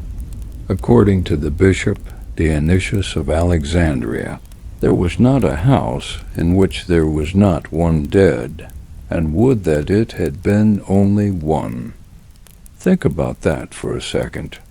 Every household lost at least one person, and often many more. The plague of Cyprian didn't just kill people. It broke down social structures. According to contemporary accounts, bodies piled up in the streets because there weren't enough living people to bury the dead. The normal funeral rites were abandoned. Families fled from infected members, leaving them to die alone. Some cities essentially ceased to function as organized societies. It was apocalyptic in a way that makes modern pandemic concerns look like a minor inconvenience. And how did Romans respond? With a combination of prayer, superstition, and tragically ineffective medical interventions. Emperor Decius blamed the plague on Christians for angering the traditional gods, which led to one of the most severe persecutions of Christians in Roman history. So not only were people dying from disease, but they were also being scapegoated and murdered because of religious hysteria. It's as if during a modern pandemic, the government decided the solution was to execute people of a particular religion. Actually, history is full of this pattern, which is deeply depressing. But let's step back from the big epidemics and talk about the everyday diseases that made Roman life a constant health hazard. Tuberculosis was rampant in crowded urban areas. Contemporary medical texts describe a wasting disease that caused coughing, weakness, and death. Almost certainly TB.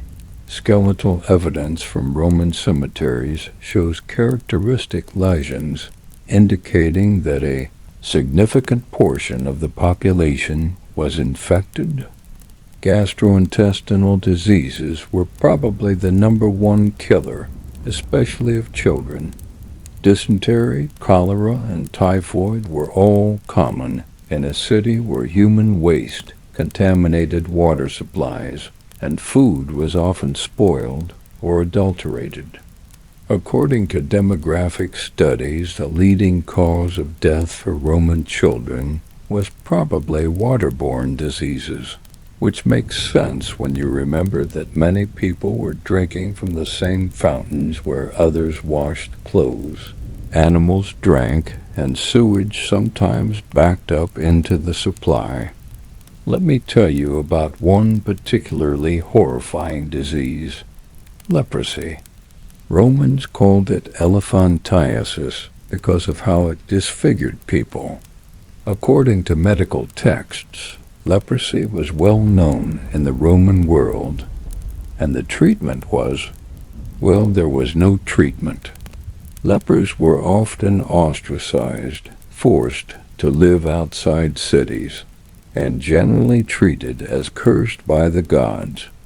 The disease could take years or even decades to progress, meaning you'd spend years watching your body slowly deteriorate while society rejected you as unclean and dangerous. And then there were the parasites. Oh, the parasites. Archaeological evidence from Roman latrines is a gold mine, or maybe nightmare mine, of information about intestinal parasites. Romans had roundworms, tapeworms, whipworms, and various other parasites that could cause anything from mild discomfort to severe malnutrition and death. The public baths and those communal sponges on sticks we mentioned, perfect transmission vectors for parasites. According to research by archaeoparasitologist Piers Mitchell, Romans actually had higher rates of certain parasitic infections than prehistoric peoples who had worse sanitation because Roman infrastructure connected so many people and enabled parasites to spread more efficiently. It's a darkly ironic outcome. Their advanced civilization created better conditions for parasites than primitive societies had. Progress. Now let's talk about medical care, because surely Roman doctors could help, right? Well, sort of. Roman medicine was a weird mix of observation, philosophy, superstition, and occasional accidental effectiveness. The best Roman physicians, like Galen, made genuine contributions to medical knowledge through careful observation of symptoms and anatomy.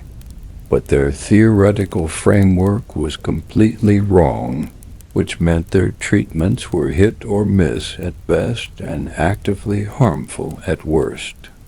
Roman medicine was based on the theory of the four humors: blood, phlegm, yellow bile, and black bile. According to this theory, disease was caused by an imbalance of these humors, and treatment involved restoring balance through diet, exercise, and various interventions. Bloodletting was one of the most common treatments, based on the idea that excess blood was causing problems. Spoiler alert, draining blood from sick people usually made them worse, not better. Other common treatments included purging, inducing vomiting or diarrhea to expel bad humors, cauterization, burning wounds or body parts to treat infection or disease, and trepanation, drilling holes in the skull to relieve pressure or release demons, depending on whom you asked. Archaeological evidence shows that some people survived these procedures, which is either a testament to human resilience or proof that the Romans were incredibly lucky. But here's the thing that really gets me. Roman medicine worked sometimes, but usually for the wrong reasons. A doctor might prescribe rest, good food, and clean bandages for a wound, and the patient would recover not because the humoral theory was correct, but because rest and cleanliness accidentally promoted healing. It's like using a broken compass that occasionally points north by accident and thinking you understand navigation.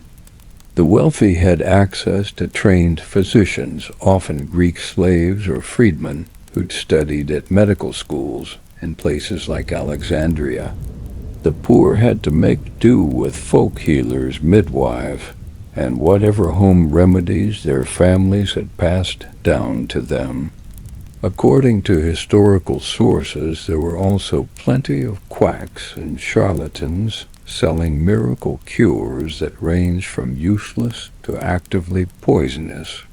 Snake oil salesmen existed in ancient Rome, too, except they probably literally sold snake oil and claimed it cured everything from baldness to plague. Hold on, this gets stranger, because while Romans were dying from diseases they couldn't understand or treat, they were also accidentally making some of those diseases worse through their own practices. The use of lead in everything, the crowded living conditions, the communal bathing, and even their diet, all of these contributed to poor health outcomes in ways they couldn't have imagined. Rome's very sophistication made its citizens sick. Little did Romans realize the infrastructure they were so proud of was slowly poisoning them, and the crowds they lived among were incubating the next deadly plague. Now you might be wondering, okay, but didn't Romans have any idea about preventing disease? And the answer is, kind of, but not really. They knew that some things seemed to be associated with better health, living at higher elevations, avoiding swamps, eating fresh food, and exercising, but they had the causation backwards or completely misunderstood. It's as if you noticed that people who owned smartphones seemed healthier, so you concluded that the phone itself emitted health-giving rays, when really it's just that wealthier people can afford both smartphones and health care.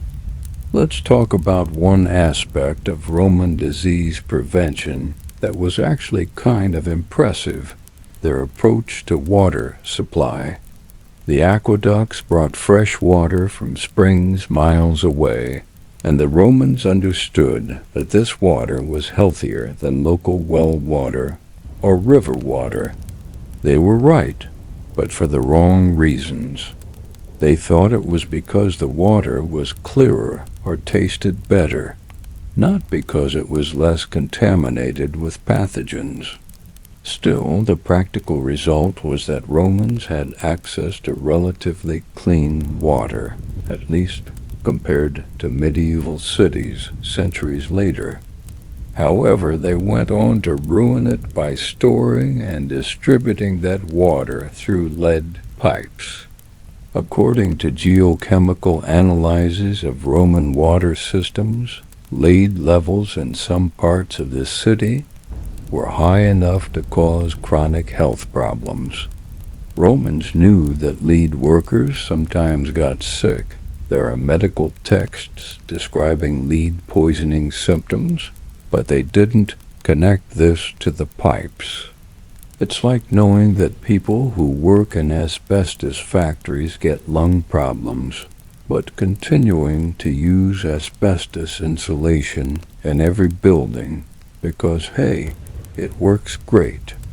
Let's talk about Roman surgical practice, because this is where Roman medicine gets simultaneously impressive and horrifying. Roman military surgeons, in particular, developed some genuinely advanced techniques. They performed amputations, removed arrows and spear points, treated battlefield wounds, and even did some basic abdominal surgery. Archaeological finds include an impressive array of Roman surgical instruments: scalpels, forceps, catheters, and bone saws that look surprisingly modern. According to medical historian Vivian Nutten, Roman military surgeons had better outcomes than civilian doctors, probably because they had more practice. Wars provided endless opportunities to work on trauma, and because military organization meant wounded soldiers received care relatively quickly. But even the best Roman surgeons operated without understanding infection. So post-surgical mortality rates were horrific by modern standards. You might survive having an arrow removed only to die of sepsis a week later. One particularly disturbing aspect of Roman surgery was the use of cauterization for almost everything. Bleeding wound, cauterize it. Infected tissue, cauterize it. Mystery ailment, why not cauterize it and see what happens? The logic was that burning would seal wounds and prevent the spread of bad humors. In reality, it caused additional tissue damage, created horrible scars, and probably killed quite a few patients from shock and subsequent infection. But hey, at least the bleeding stopped. Roman dentistry deserves special mention because it was both advanced and primitive. Romans understood that tooth decay was a problem, and they developed various treatments. Tooth extraction, using forceps that looked terrifyingly like modern ones, filling cavities with lead, yes, more lead, and even early versions of dentures held together with gold wire. But they also thought tooth decay was caused by tooth worms, literal worms boring into your teeth. So they'd try treatments like smoking out the worms or drilling holes to let them escape. The awkward reality is that Roman dental care was probably worse than doing nothing. Extractions were performed without anesthesia, beyond maybe some wine or opium if you were lucky. Infections from dental procedures were common and could spread to the jaw or brain, killing you in excruciating ways. And those lead fillings? Yeah, they were slowly poisoning people's mouths. It's almost impressive how the Romans managed to make dental care more dangerous than just living with tooth decay. Let's take a moment to talk about childbirth, because this was one of the most dangerous times in a Roman woman's life. Maternal mortality was staggeringly high.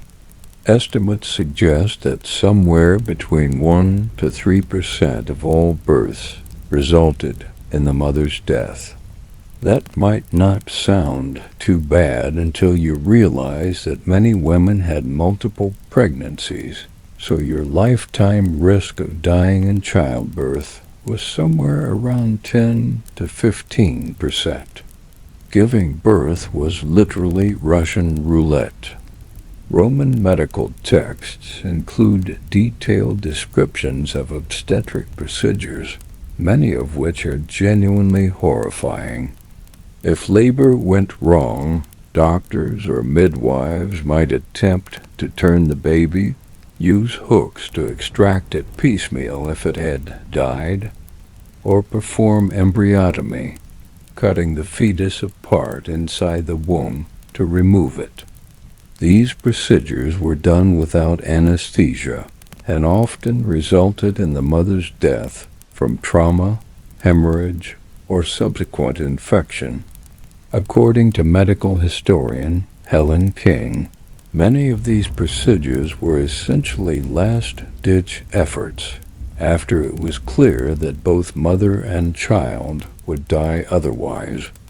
But here's what really gets me. Romans knew childbirth was dangerous, and they developed elaborate rituals and prayers to protect mothers and babies. They called on gods like Juno, Lucina, and Diana, used amulets and charms, and followed various superstitious practices. And none of it worked because they were trying to use magic to solve medical problems. But what else could they do? They didn't understand infection. They didn't have antibiotics or blood transfusions. And their medical interventions often made things worse. Prayer probably gave women some psychological comfort. even if it didn't actually improve their survival chances. Infant mortality, as we've mentioned before, was apocalyptically high. But let's put some numbers on it to really drive home how different Roman childhood was from today. According to demographic models based on tombstone inscriptions and skeletal evidence, approximately 25 to 33% of babies died in their first year of life. Another 15 to 20% died before age 10. That means if you had 4 children, statistically, you could expect to lose 1 or 2 of them before they reached adolescence. The causes were diverse: diseases, malnutrition, accidents, and simple bad luck. But what really made infant mortality so high was that the Romans had no concept of pediatric medicine. Babies were treated like small adults, given adult medications in smaller doses, and subjected to treatments that were dangerous even for adults. According to medical historian Rebecca Fleming, some Roman doctors recommended giving babies wine to help them sleep. Infant sedation through alcohol, what could go wrong? Bathing them in cold water to toughen them up, hello, hypothermia, and binding their limbs tightly to ensure they grew straight, which could cut off circulation. And then there were the diseases that particularly targeted children. Diphtheria, which causes a thick membrane to grow in the throat that suffocates victims, was a major killer of Roman children. Contemporary medical texts describe it with chilling accuracy, but it had no effective treatment.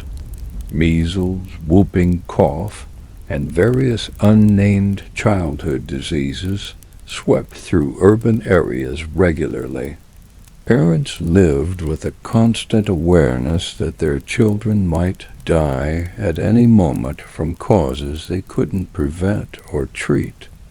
Now let's talk about one of the most interesting aspects of Roman disease, how it shaped religion and culture. Romans believed that diseases were often sent by gods as punishment, or could be cured through divine intervention.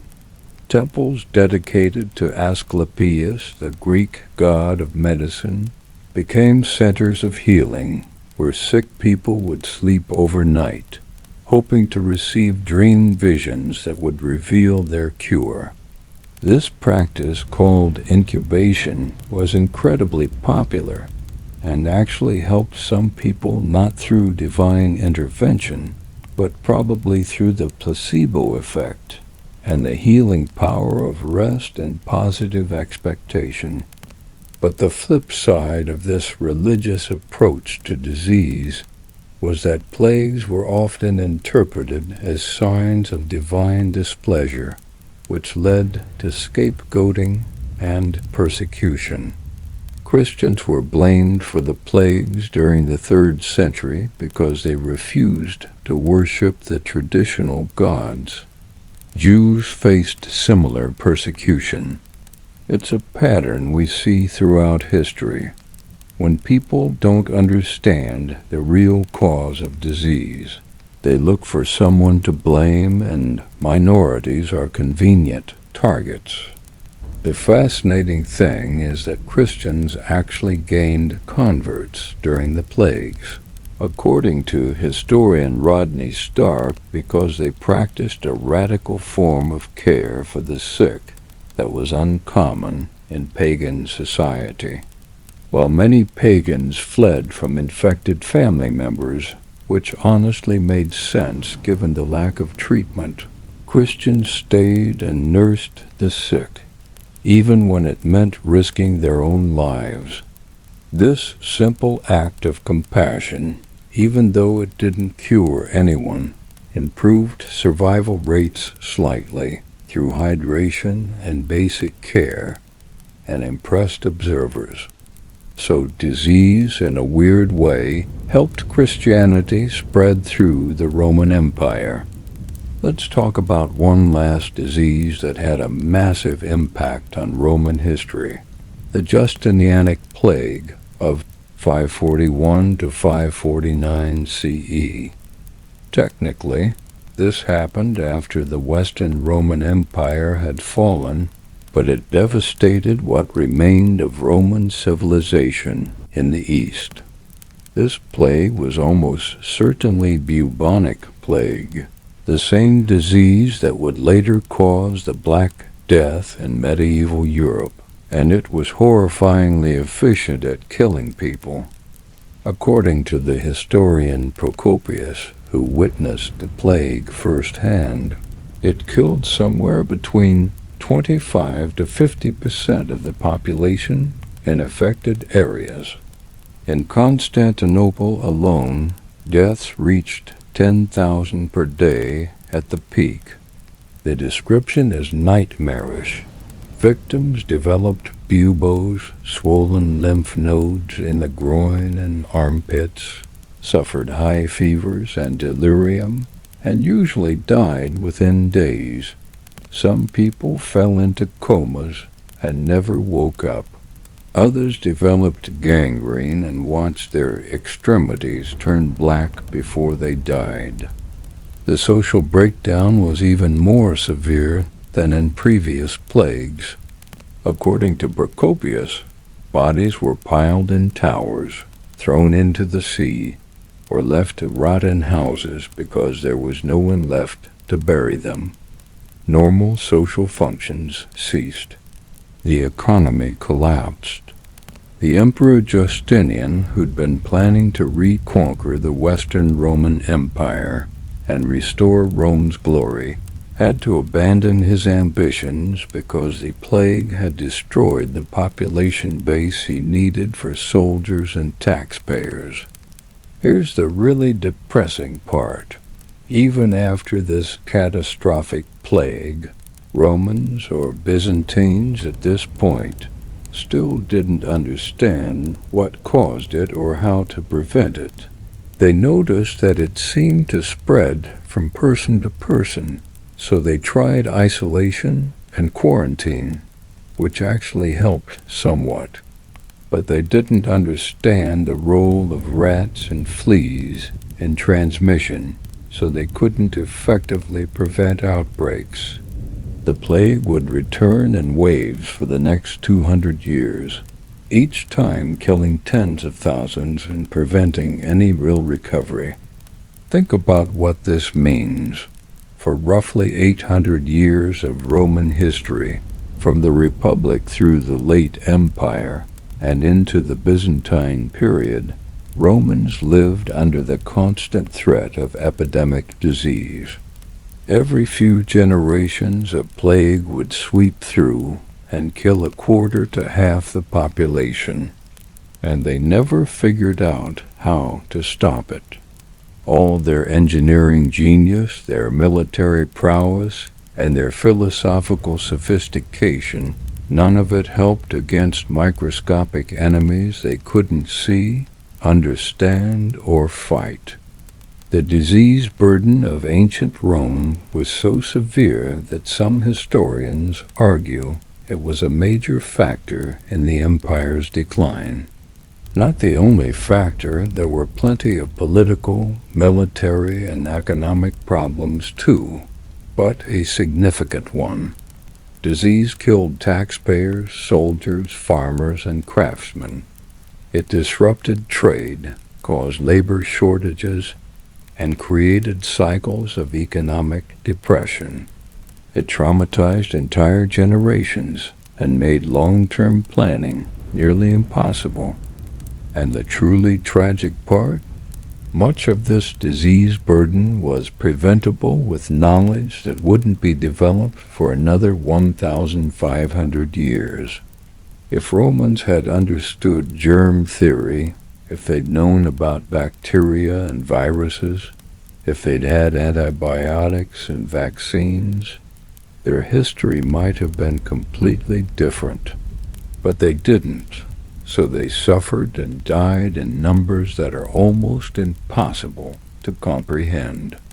But disease wasn't even the only thing Romans had to worry about in their daily lives, because beyond the invisible threats of germs, there were very visible, very tangible dangers lurking in every street, alley, and public space in Rome. Welcome to the streets of the eternal city, where every day was an adventure in not getting killed by something falling, rolling, or running you over. Life in the streets of ancient Rome. Crowds, chaos, and constant danger. So let's talk about what it was actually like to walk through the streets of ancient Rome, because this is where all the previous horrors we've discussed come together into one chaotic, dangerous sensory assault that would make a modern city dweller run screaming for the suburbs. Imagine, if you will, that you're a typical Roman heading out for the day. You step out of your fifth-floor apartment, carefully navigate the rickety stairs, because remember, collapse is always a possibility, and emerge onto the street. And immediately, you're hit with the reality that Roman streets were basically obstacle courses, designed by someone who hated pedestrians. First, let's address the most basic question. What did Roman streets even look like? Well, it varied wildly, depending on which part of the city you were in. The main streets, the ones that connected important public buildings and were used for religious processions and military triumphs, were impressively wide, paved with stone, flanked by shops and monuments. These were the streets that gave Rome its reputation for grandeur. But the moment you turned off those main thoroughfares into the residential areas where most people actually lived, you entered a completely different world. According to archaeological evidence from Pompeii and Herculaneum, which give us our best preserved examples of Roman street layouts, most streets were narrow, like 10 to 15 feet wide. And I don't mean 15 feet of clear walking space. I mean 15 feet total, including the shops that jutted out into the street, the vendors who set up stalls blocking half the width, the random piles of garbage and construction materials, and the sewage that flowed down the middle in an open channel. The medieval equivalent of a Roman side street would be. Actually, medieval streets were often wider and cleaner. Yeah, now, Romans did have a clever system for pedestrians. Raised sidewalks and stepping stones that allowed you to cross streets without stepping in the sewage channel. But here's what movies never show you.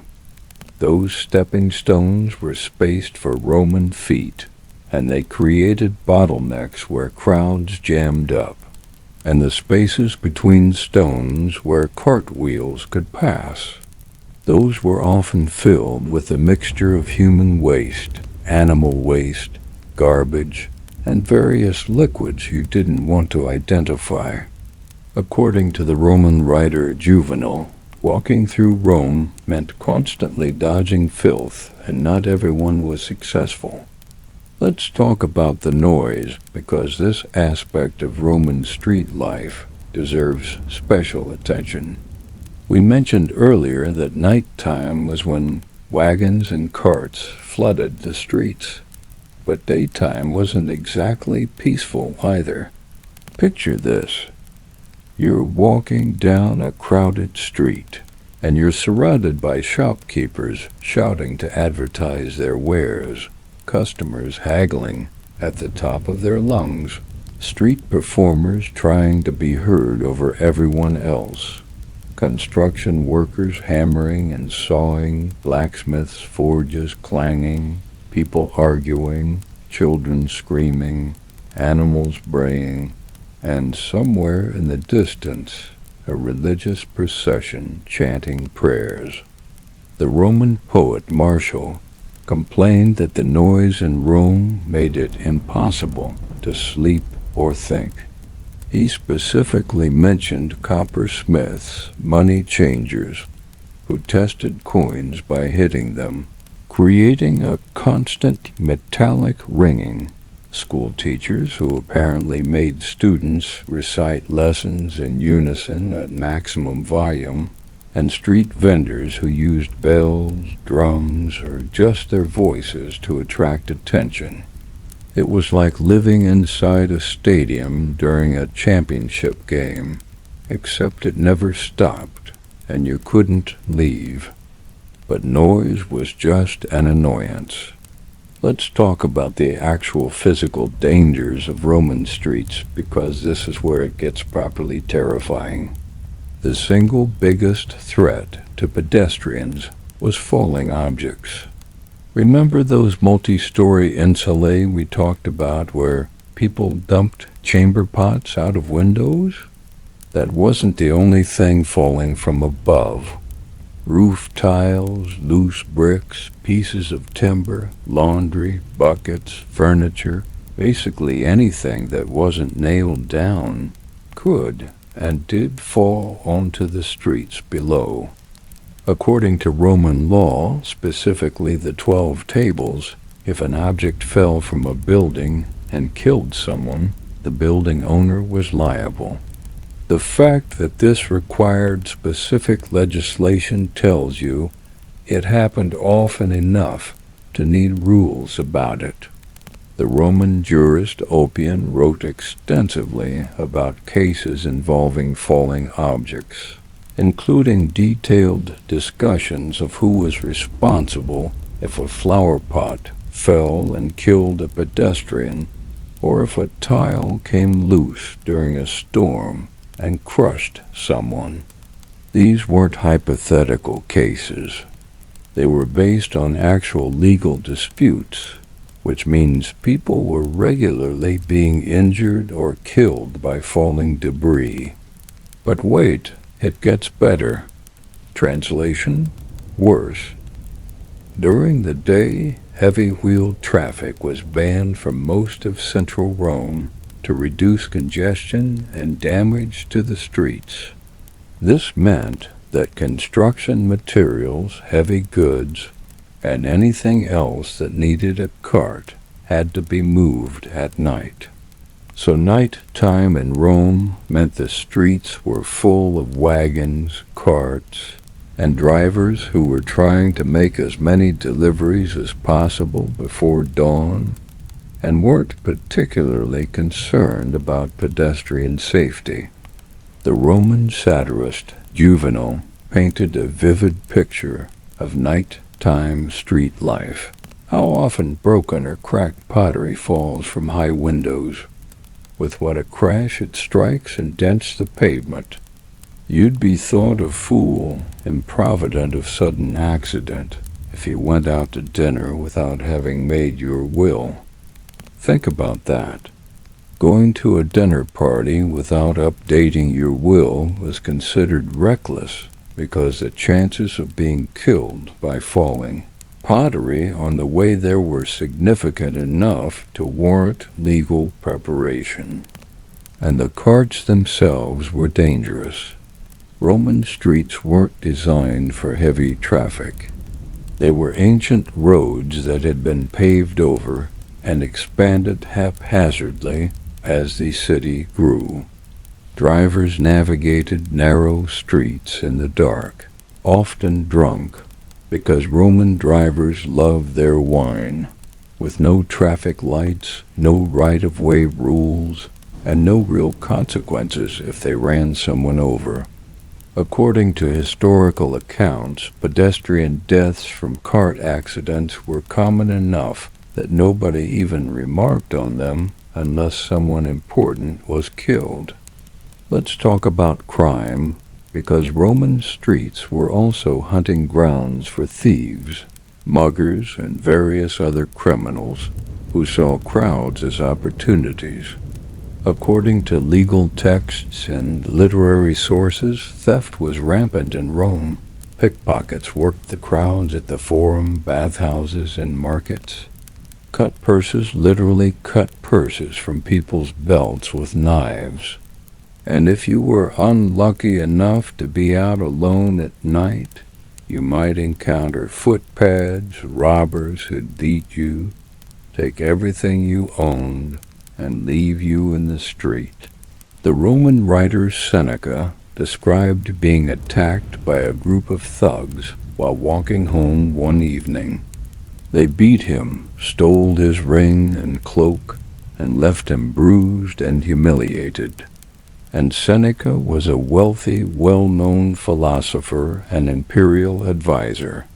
If he wasn't safe, imagine what happened to ordinary people. According to the historian Suetonius, the Emperor Nero used to disguise himself and roam the streets at night with a gang, attacking random people for entertainment. So you might get mugged by regular criminals or by the emperor cosplaying as a criminal. Rome really offered diverse crime experiences. The awkward reality is that Rome didn't have a professional police force for most of its history. There were the vigils, the firefighting force that also handled some law enforcement, but they were primarily focused on fire prevention and weren't really equipped to prevent or investigate crime. There were no detectives, no CSI team, no organized effort to catch criminals. If you were robbed, your options were to accept the loss or try to get revenge yourself, which often led to more violence and sometimes blood feuds that lasted generations. Now let's talk about the crowds themselves, because in a city of 1 million people with narrow streets and no traffic control, crowds were a constant hazard. Picture trying to navigate a modern music festival crowd, except it's every day, all day, and everyone is carrying stuff. According to contemporary accounts, crowds in Roman streets could be so dense that you'd be literally pressed between bodies, unable to move in any direction except where the crowd pushed you. This caused predictable problems. People were trampled during festivals or events when crowds surged. According to the historian Tacitus, during the reign of Tiberius, a crowd at an amphitheater collapsed a temporary wooden structure, killing thousands. The collapse was caused partly by the building's poor construction, but mostly by the sheer weight and pressure of the crowd. It was like a crowd crush at a modern concert, except nobody had any concept of crowd control or safety procedures. The crowds also made Rome a pickpocket's paradise. According to the poet Martial, professional thieves worked the densest crowds, using the press of bodies to hide their thefts. They'd slice purses, pull rings off fingers, or even strip jewelry off people in the confusion. Some worked in teams. One would bump into you, another would rob you, and a third would receive the stolen goods and disappear before you realized what happened.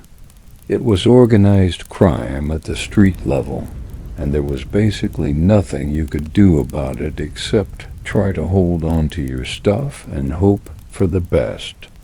Let's talk about market days, because these were when Roman streets reached their peak chaos. Rome's markets weren't just places to buy food.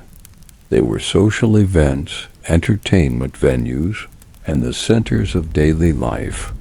The Forum Boarium, cattle market, the Forum Holitorium, vegetable market, and various other specialized markets drew massive crowds of buyers, sellers, curious onlookers, and opportunistic criminals.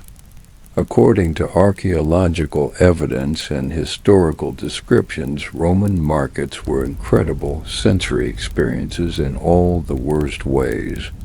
The smell alone would knock you back. Raw meat, fish, vegetables, spices, animals, and human bodies all crammed together in the heat. The noise was overwhelming. Vendors shouting their prices, customers haggling, animals making animal noises, and the general din of thousands of people in close quarters. And the crowding meant you'd be pressed against sweaty strangers, potentially breathing in whatever diseases they were carrying while trying to buy your groceries and not get robbed. Food vendors added another layer of chaos to Roman streets. According to the poet Martial, street food sellers were everywhere offering bread, sausages, hot chickpea soup, wines, and various other quick meals. This sounds convenient until you realize that food safety regulations didn't exist. Refrigeration was impossible, and vendors had every incentive to sell food that was just this side of spoiled to maximize profits. According to medical texts, food poisoning was common, and eating street food was basically gambling with your digestive system. But perhaps the most dangerous aspect of Roman streets was their design, or lack thereof. Rome wasn't planned. It grew organically over centuries, with streets following ancient paths, buildings constructed wherever there was space, and basically no consideration for things like traffic flow or pedestrian safety, or does this street actually lead anywhere? The result was a maze of winding, irregular streets that even locals could get lost in. According to the architectural historian Diane Favreau, Rome's street system was so confusing that visitors often needed guides just to navigate from one landmark to another. And getting lost in Rome wasn't just inconvenient, it was dangerous. Wander into the wrong neighborhood, and you might end up in the Suburra, Rome's most notorious slum district, where crime was even worse than normal, and strangers were automatically assumed to be targets. The Suburra deserves special mention because it was basically Rome's concentrated essence of urban misery. Located in a valley between several hills, it was crammed with insulae, taverns, brothels, and shops. The streets were narrower, darker, and more dangerous than elsewhere in Rome. According to literary sources, respectable Romans avoided the Suburra except when they were looking for illicit pleasures or questionable business deals. It was where you went if you wanted to disappear, either voluntarily or involuntarily.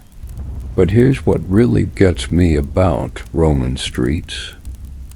Romans knew they were dangerous, chaotic, and unpleasant, and they just accepted it. There were no reform movements to widen streets, no public health campaigns to clean things up, and no traffic regulations beyond the day-night cart rules. The closest thing to urban planning was when emperors would occasionally clear out particularly bad slum areas to build monuments to themselves, which displaced thousands of poor people, but made for impressive photo ops in the form of triumphal arches and forums. Hold on, this gets stranger, because while Roman streets were dangerous during the day, nighttime was when things got truly apocalyptic. And we're about to dive into the nocturnal nightmare That was ancient Rome after dark. Now you'd think that nighttime in Rome would be quieter, safer, and maybe even peaceful once the daytime crowds dispersed and people went home. You'd be wrong. So wrong. Nighttime in ancient Rome was when the city transformed from merely dangerous to actively trying to kill you through multiple vectors simultaneously. And the Romans who could afford it knew this, which is why wealthy people didn't go out at night unless they absolutely had to. And when they did, they traveled with bodyguards, torches, and probably a prayer to whatever god they thought might protect them from the chaos about to unfold. Let's start with the most basic problem: lighting, or more accurately, the complete lack of it. Rome had no streetlights. None. Zero. Modern cities are so illuminated that we barely remember what real darkness looks like. But Roman streets at night were pitch black, except for occasional torches or oil lamps that wealthy individuals might carry.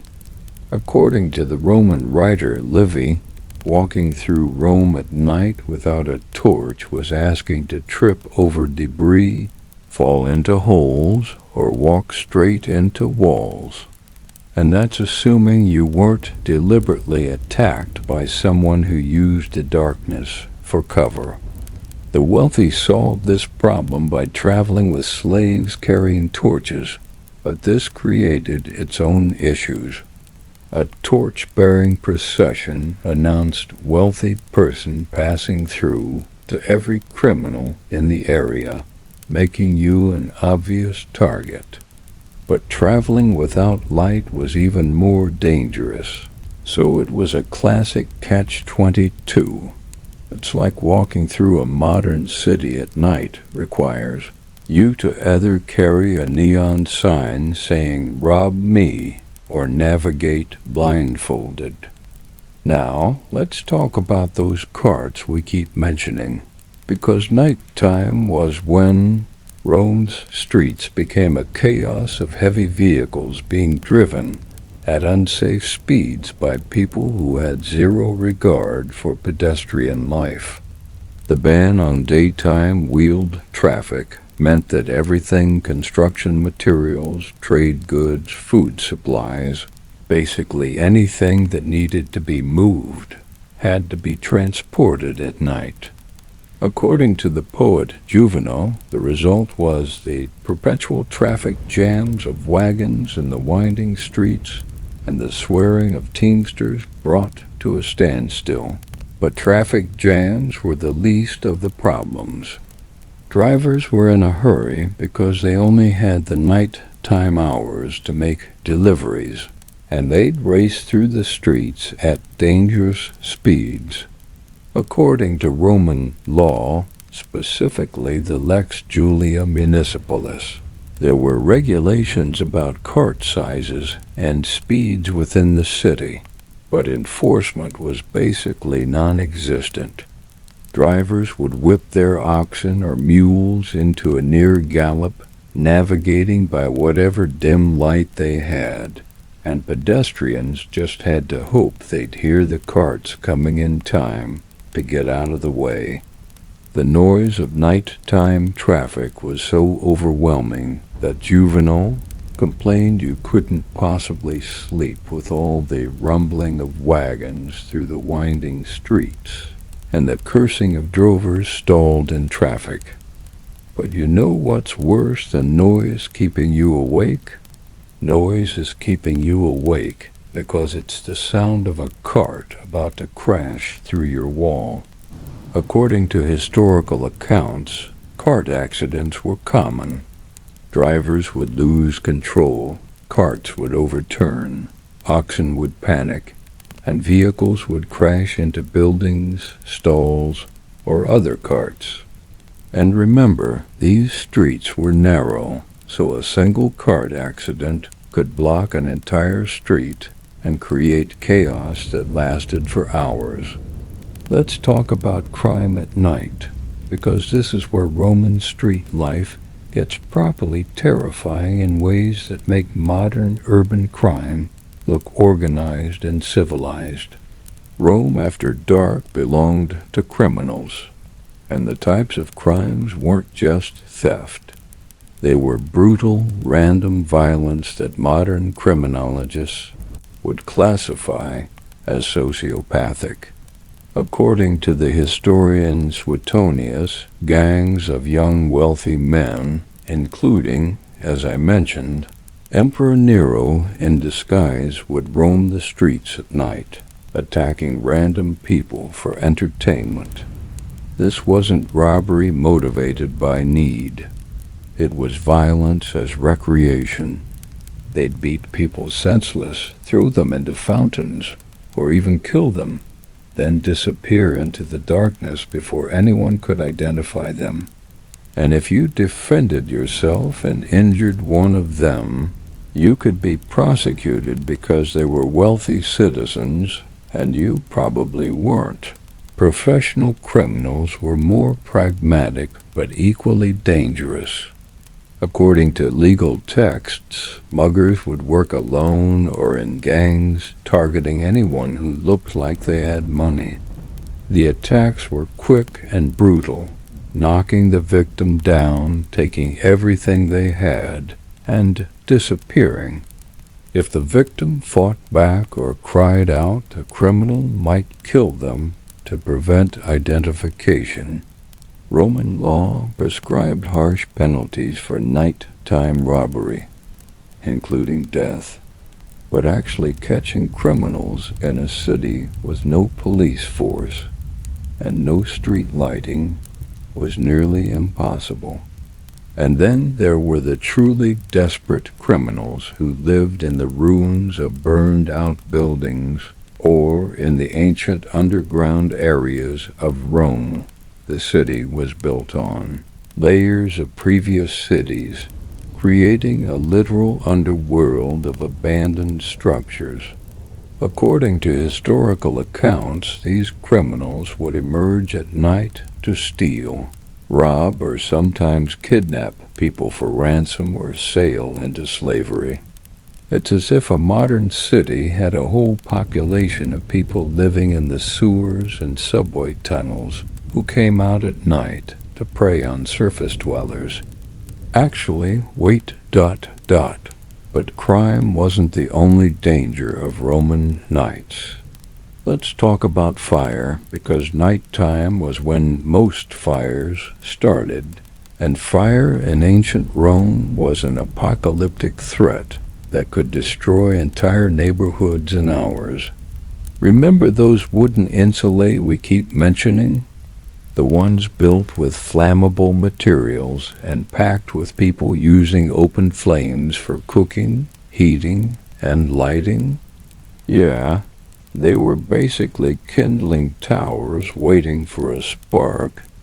According to the Roman historian Dio Cassius, fires broke out in Rome almost constantly, small ones daily, larger ones weekly, and catastrophic ones every few years.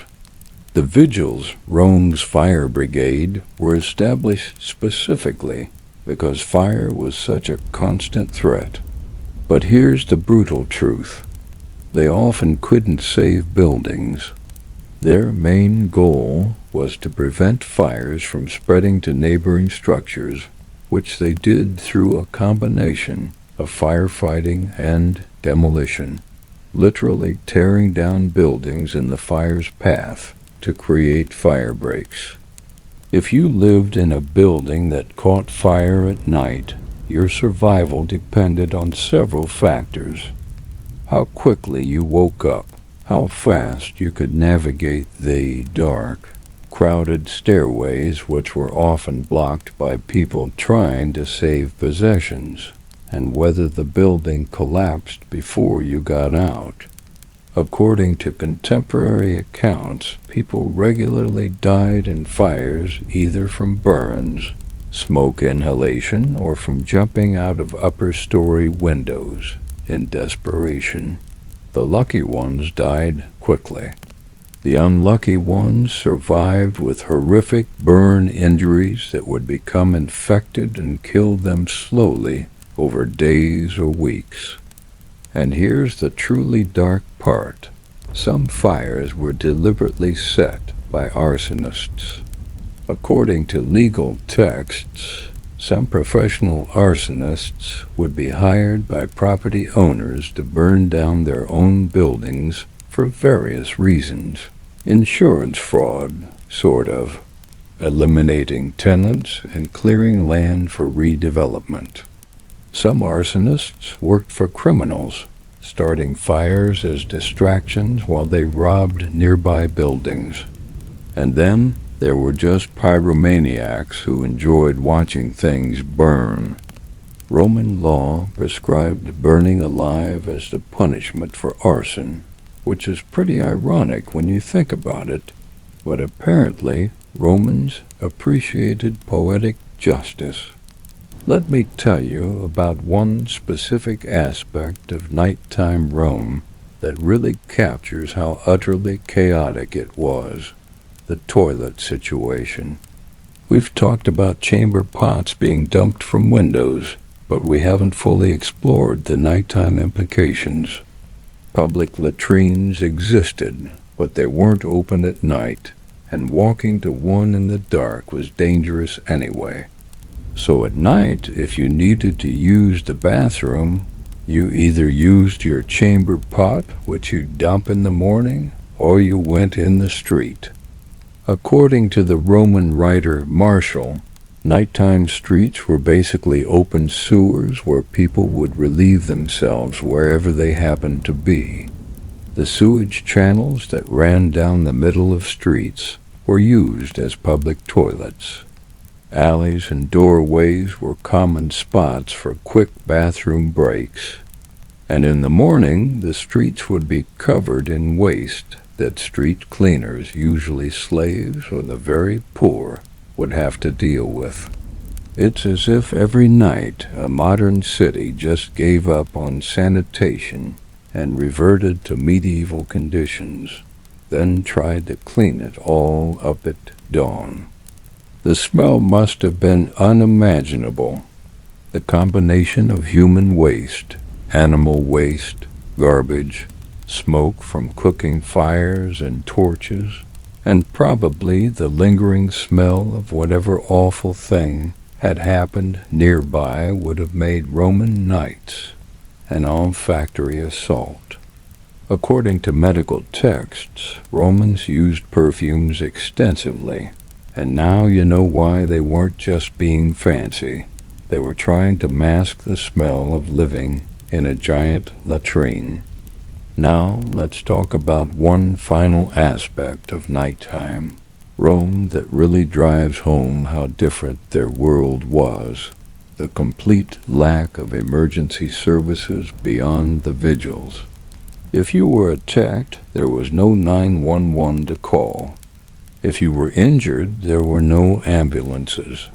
If you needed help, you were on your own unless you could convince passers-by to assist you, which was unlikely because most people hurrying through dangerous streets at night weren't stopping for anything. According to legal texts, if you were injured or killed on the streets at night, your family might never know exactly what happened. There were no police investigations, no forensics, and no determined detectives tracking down the culprits. If your body were found, it might be identified. If not, you'd just disappear into the night and eventually be listed as missing. The casual attitude toward this level of danger and death is almost incomprehensible to modern sensibilities. But here's what really gets me. Romans accepted all of this as normal.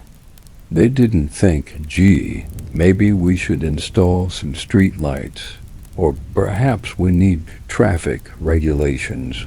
Or what if we had a police force? They just lived with it. Wealthy Romans stayed home at night or traveled with armed guards. Poor Romans took their chances and hoped they'd survive. And everyone acted like this was just how cities worked, because they had no frame of reference for anything better. Think about what this reveals about human adaptability and normalized suffering. Romans lived in conditions that would make a modern city dweller call their therapist, and they considered it sophisticated urban living. They were proud of their city, even though it was actively trying to kill them through multiple simultaneous mechanisms. It's as if today we built cities where the buildings regularly collapsed. Traffic accidents were expected daily, and crime was so rampant that going outside at night was a calculated risk. And then we called ourselves civilized and looked down on everyone who didn't live in cities. The streets of Rome were a perfect microcosm of everything wrong with ancient Roman society. They were hierarchical. The wealthy had guards and litters. The poor walked and hoped. They were exploitative. The poor did all the dangerous work for minimal pay. They were lethal, especially to the vulnerable, and they were maintained just well enough to keep the system functioning, but not well enough to make life actually pleasant for most people. And yet, Romans loved their city. They wrote poetry about it, they built monuments to it, and they genuinely believed that Rome was the center of the world and the pinnacle of human achievement. And in some ways, they were right. Rome was an incredible feat of organization and engineering, but it was also a death trap that killed its inhabitants through a combination of disease, violence, accidents, and simple neglect. The glory of Rome was built on the suffering of millions, and nowhere was that more visible than in its streets. Little did most Romans realize the very systems they were so proud of, the entertainment, the infrastructure, the labor force, were all built on cruelties that made the dangerous streets look merciful by comparison. The hidden cruelties behind Rome's entertainment and labor system. All right, here's where we tie everything together and reveal the truly disturbing truth about ancient Rome. Everything we've discussed so far, the dangerous living conditions, the slavery, the gladiatorial games, the diseases, the deadly streets, these weren't separate problems. They were all parts of a single interconnected system designed to extract maximum value from human suffering while keeping the powerful comfortable and entertained. And the genius of this system, if you can call something so horrific genius, was that it made cruelty not just acceptable, but essential to Roman identity. Let's start by talking about something we've touched on throughout, but haven't fully explored, the economics of Roman cruelty. Every aspect of Roman entertainment and infrastructure that we admire today was built on a foundation of exploitation, so systematic that it would make modern corporate malfeasance look amateurish. According to economic historian Peter Temin, the Roman economy functioned through what he calls coerced extraction, basically a fancy term for squeezing as much labor and wealth out of people as possible through force, threat, and systematic dehumanization. Take the aqueducts, those impressive feats of engineering that brought water to Rome. Beautiful structures, right? except they were built by enslaved people working in conditions that killed thousands. According to the historian Frontinus, who wrote a detailed account of Rome's water supply system, the construction and maintenance of aqueducts required constant labor from chain gangs who worked in dangerous conditions. Underground tunnels that could collapse, exposed positions on scaffolding hundreds of feet high, and constant exposure to the elements with minimal food and no medical care. But here's what really gets me. Romans didn't hide this. They bragged about it. Imperial inscriptions on aqueducts would list how many miles of water channel were built, how many arches were constructed, and how long it took, essentially quantifying human suffering as an achievement metric. It's as if modern companies advertised, "This building was constructed by workers who suffered 47 workplace injuries and 3 deaths." Impressive, right? The same pattern applies to every piece of Roman infrastructure. The roads that connected the empire, built by enslaved people and soldiers in conquered territories, often under brutal conditions. The Colosseum, that iconic symbol of Roman engineering, constructed by Jewish slaves captured during the siege of Jerusalem in 70 CE. According to the historian Josephus, Titus brought back tens of thousands of prisoners, specifically to work on Vespasian's building projects, and many died during construction from exhaustion, accidents, or simple neglect.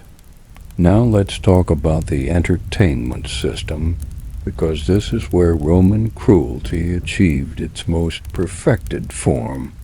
The game's gladiatorial combat, beast hunts, and executions weren't just entertainment.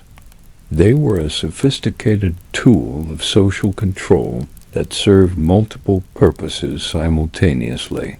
And understanding how this system worked reveals something deeply disturbing about how societies can normalize horror. First, the games provided a release valve for public frustration. According to the poet Juvenal's famous phrase, Romans needed only bread and circuses to give them food and entertainment, and they wouldn't revolt. This wasn't just a cynical observation. It was actual policy. Emperors who wanted to maintain power sponsored increasingly elaborate games to keep the population distracted and satisfied. It's as if modern governments responded to political unrest by providing free Netflix and fast food instead of addressing actual grievances. Actually, wait.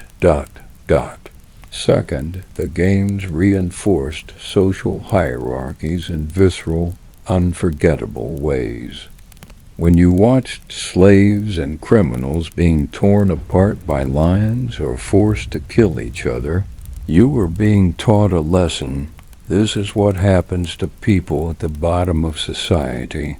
Obey, or this could be you. According to historian Donald Kyle, the public executions that happened during the games weren't just about punishing criminals. They were about demonstrating the power of the state and the consequences of defying it.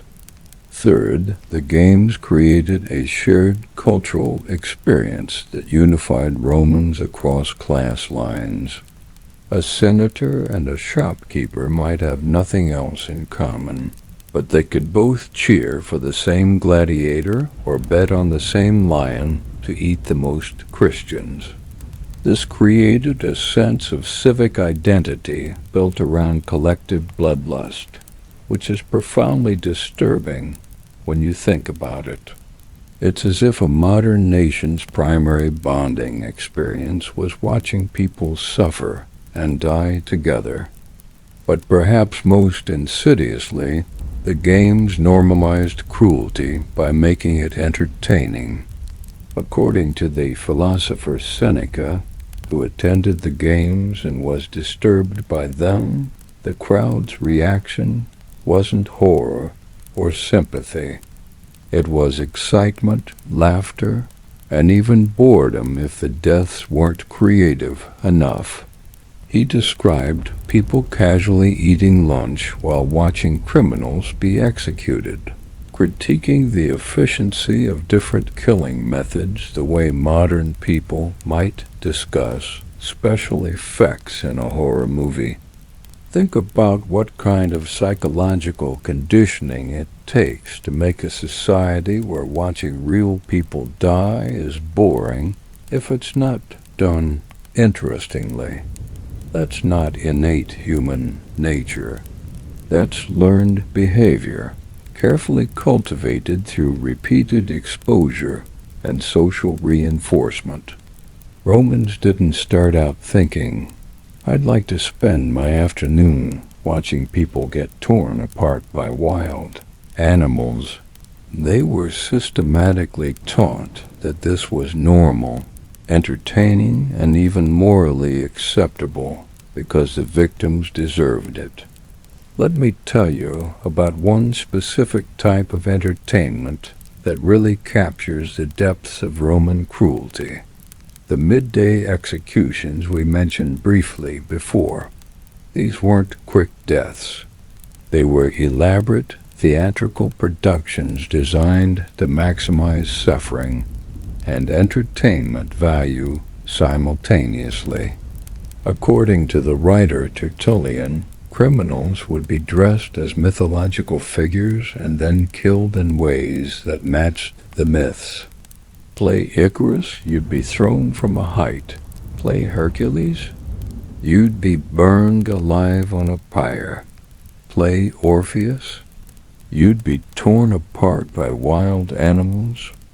But it gets worse. Some executions involved mock battles or hunts where criminals were given weapons but no training, then forced to fight each other or wild animals until they died.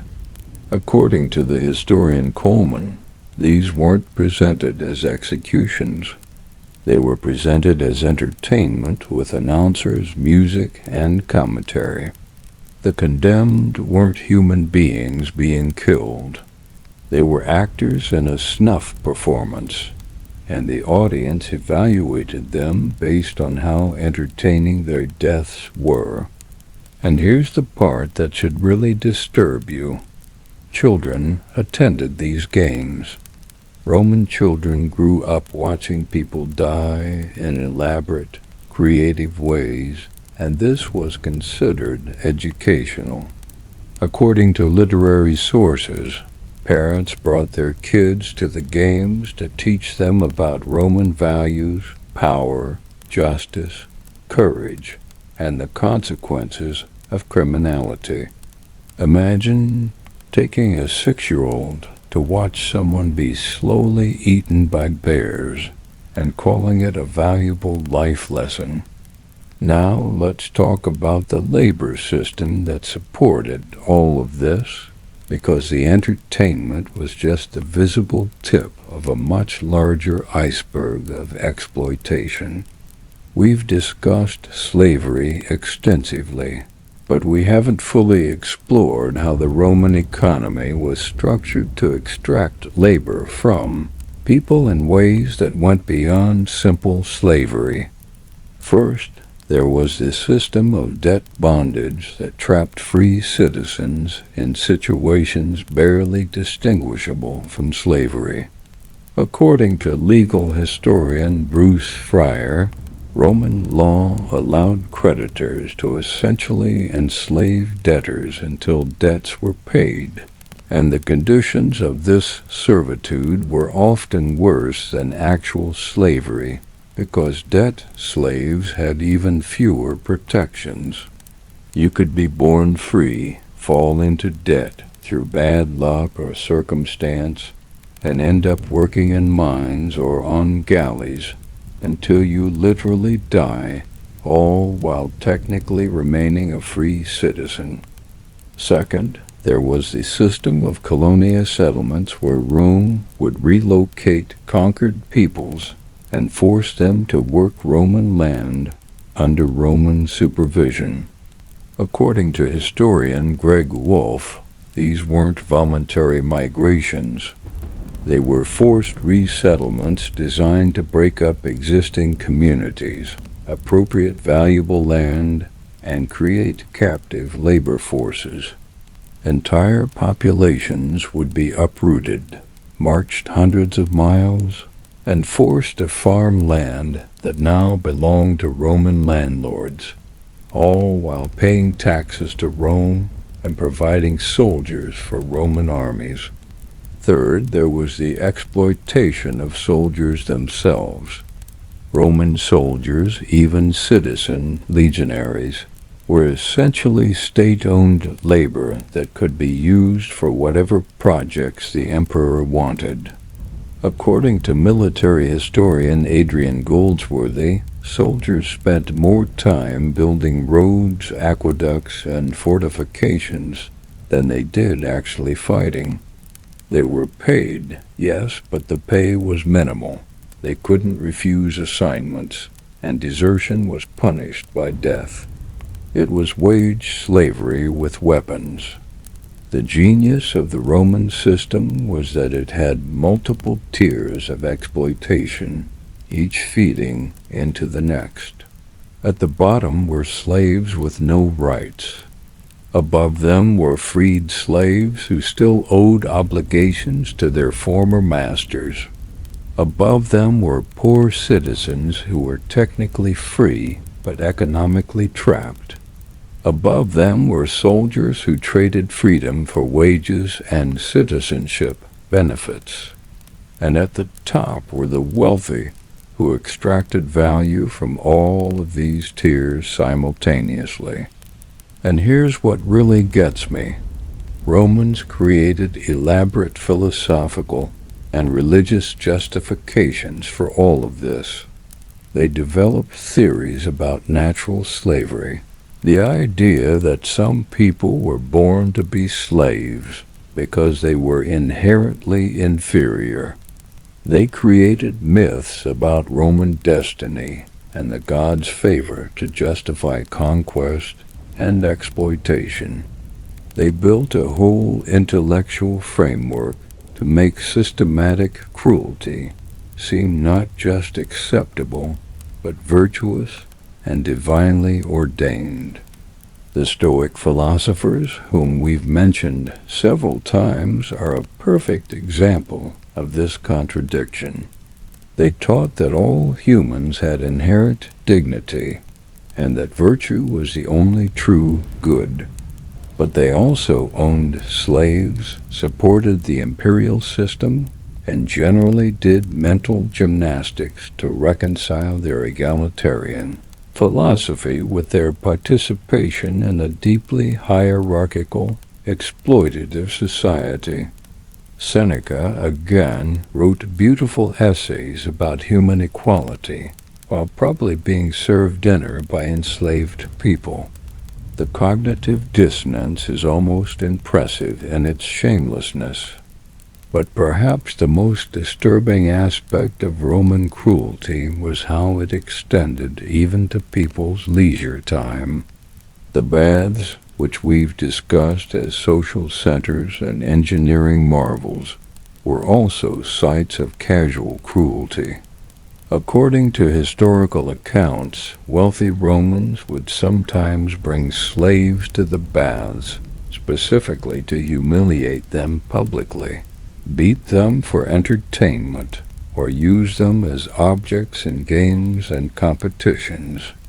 One particularly disturbing practice: Romans would sometimes force slaves to drink massive amounts of water and then use them as I'm not even going to finish that sentence. The point is that Romans had found ways to turn even basic human functions into opportunities for degradation and entertainment. It's like they had a creativity workshop focused entirely on new and innovative ways to make people suffer. Let's talk about one final aspect of Roman cruelty that ties everything together: the treatment of animals. We've mentioned beast hunts, where exotic animals were slaughtered for entertainment, but we haven't fully explored the scale of this destruction. According to historical estimates compiled by scholar Roland Augate, the games held during the 123-day inauguration of the Colosseum in 80 CE killed approximately 9,000 animals. 9,000 in 4 months? These weren't just local animals. Romans imported exotic species from across their empire and beyond. Lions from North Africa, bears from Europe, tigers from Asia, elephants from Africa, even crocodiles and hippos. According to ecological historian J. Donald Hughes, the Roman games contributed significantly to regional extinctions, particularly of large predators in areas near Rome. They literally hunted species to local extinction just to kill them in arenas for entertainment, and the killing methods were designed to maximize spectacle.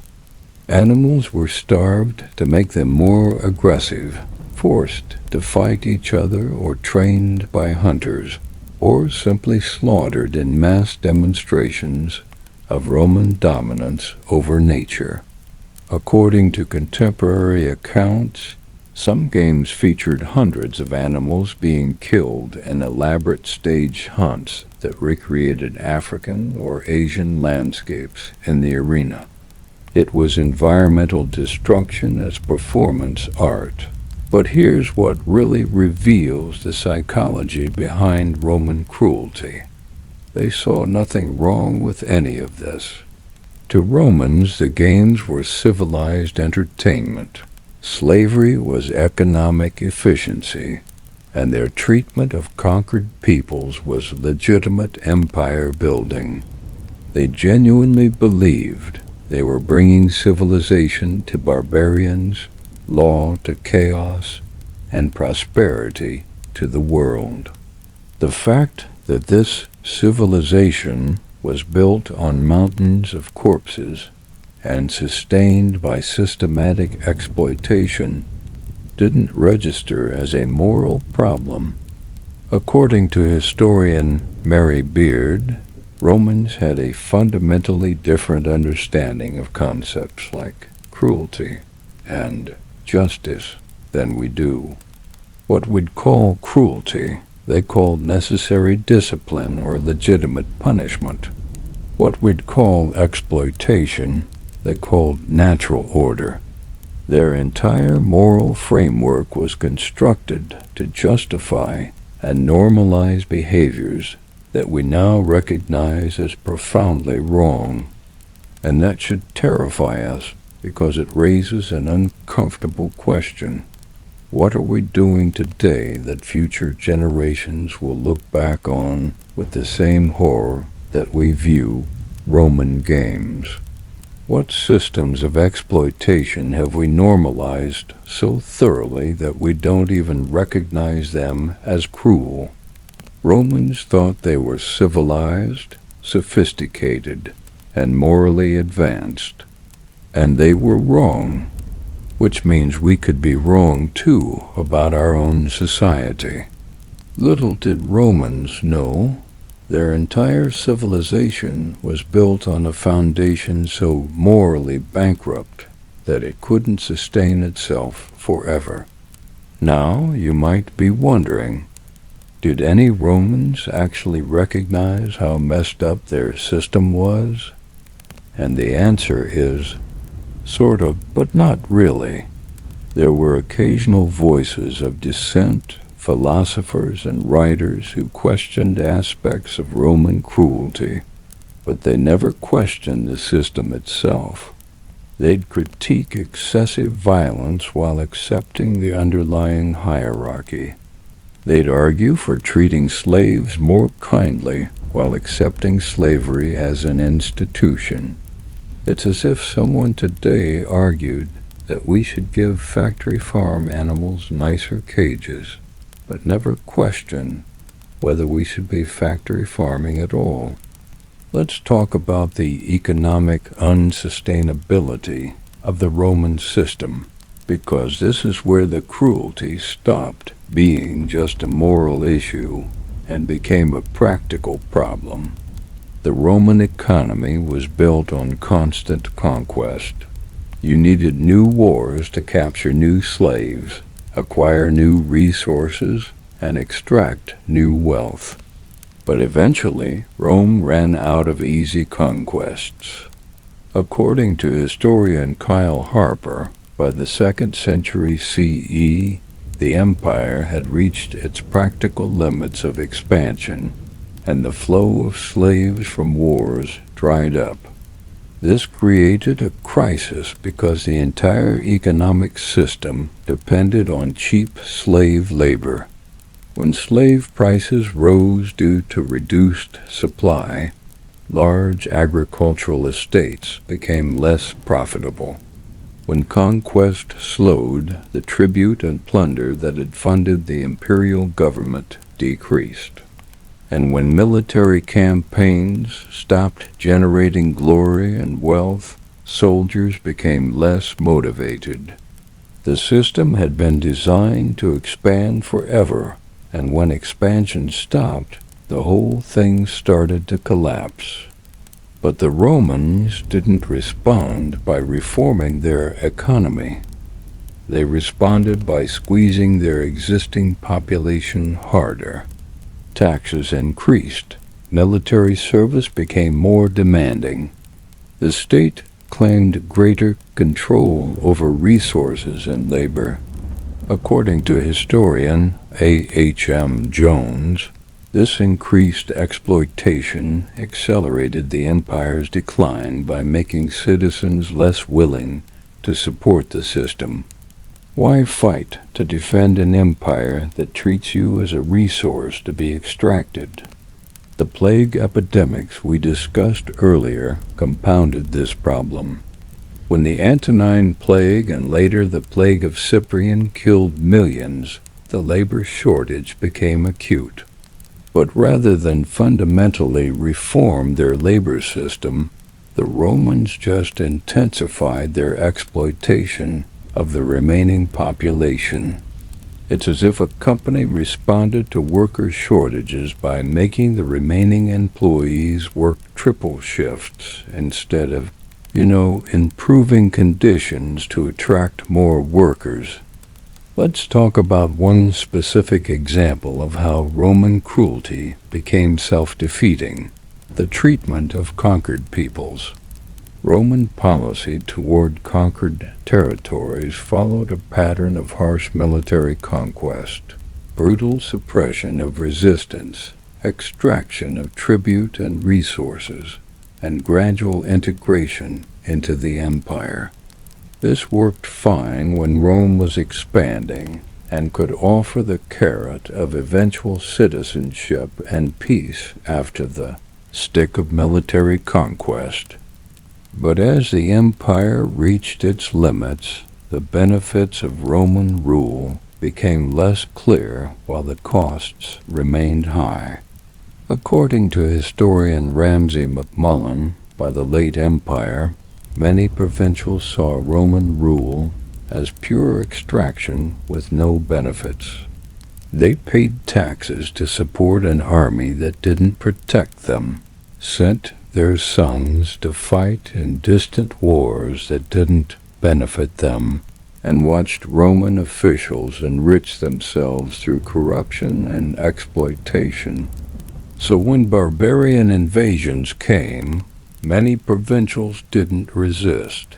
Some even welcomed the invaders as liberators from Roman oppression. Think about how spectacular a failure that is. Rome's treatment of its own citizens and subjects was so oppressive that they preferred barbarian rule. The civilized empire was seen as worse than the barbarians. That's not just a military or economic failure. It's a complete moral bankruptcy that even contemporaries could recognize. Now let's talk about the social atomization that Roman cruelty created. When your entire society is structured around hierarchical exploitation, trust breaks down. According to sociologist Rodney Stark's analysis of early Christianity's growth, one reason Christianity spread so rapidly in the Roman world was that it offered genuine community and mutual support in a society where most relationships were transactional and exploitative. Romans didn't trust each other because they couldn't trust each other. Your neighbors might report you to the authorities. Your business partners might cheat you. Your clients might betray you. Even family relationships were often transactional. Parents arranged marriages for political advantage. Wealthy relatives were cultivated for inheritances, and disappointing the family could result in being legally disowned. The Roman virtue of clientela, patron-client relationships, sounds nice until you realize it was essentially formalized exploitation, where social inferiors provided services in exchange for protection from other exploiters. This lack of social cohesion made Rome vulnerable in ways that military strength couldn't compensate for. When crises came, plagues, invasions, and economic collapse, there was no social fabric to hold the society together. Everyone looked out for themselves because that's what the system had trained them to do.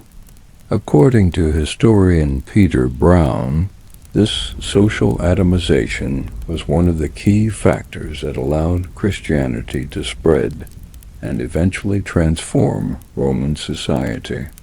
It offered something Romans desperately needed, but their own culture couldn't provide: genuine community, not based on exploitation. Let me tell you about one final aspect of Roman cruelty that really captures its systematic nature: the treatment of the elderly and disabled. In a society built on extracting labor value from people, anyone who couldn't work was essentially useless. According to legal historian Thomas McGinn, there were no social services for the elderly, no disability support, and no concept of retirement with dignity. If you got too old or sick to work and had no family to support you, you either begged on the streets or died. Some elderly slaves were freed by their owners once they couldn't work anymore, not out of kindness, but to avoid the cost of supporting them. Remember Cato the Elder's advice about getting rid of old slaves? That wasn't unusual.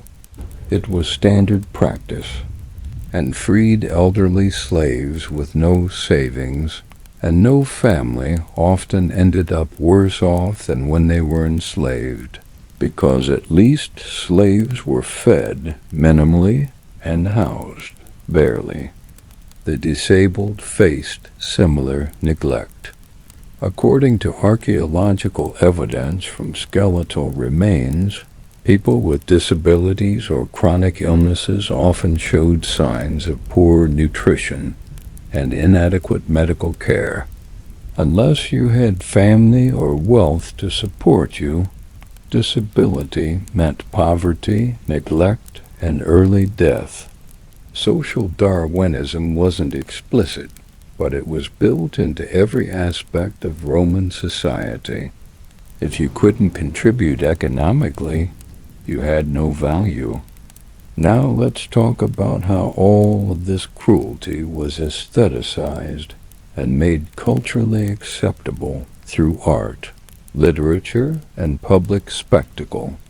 Roman art is full of images of conquest, domination, and victory. Triumphal arches showed defeated enemies in chains. Victory columns depicted piles of enemy corpses. Forum monuments celebrated military victories that involved the deaths of thousands. According to art historian Paul Zanker, Roman visual culture was essentially propaganda that glorified violence and hierarchy. Roman literature did the same thing more subtly. Epic poems celebrated military heroes who killed heroically. Histories praised emperors who conquered efficiently. Even the satires that critiqued Roman society generally accepted its fundamental premises.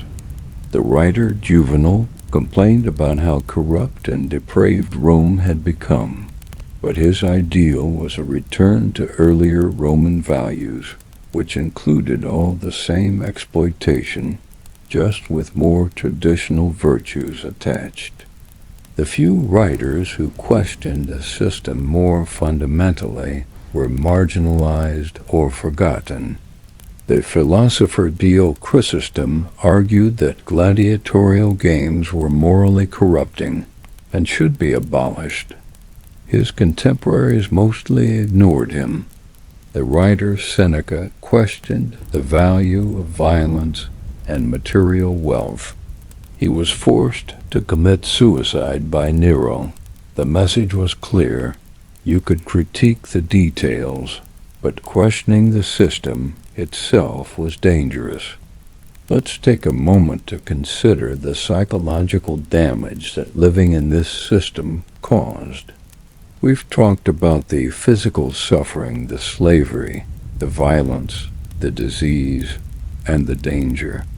But what about the mental and emotional toll?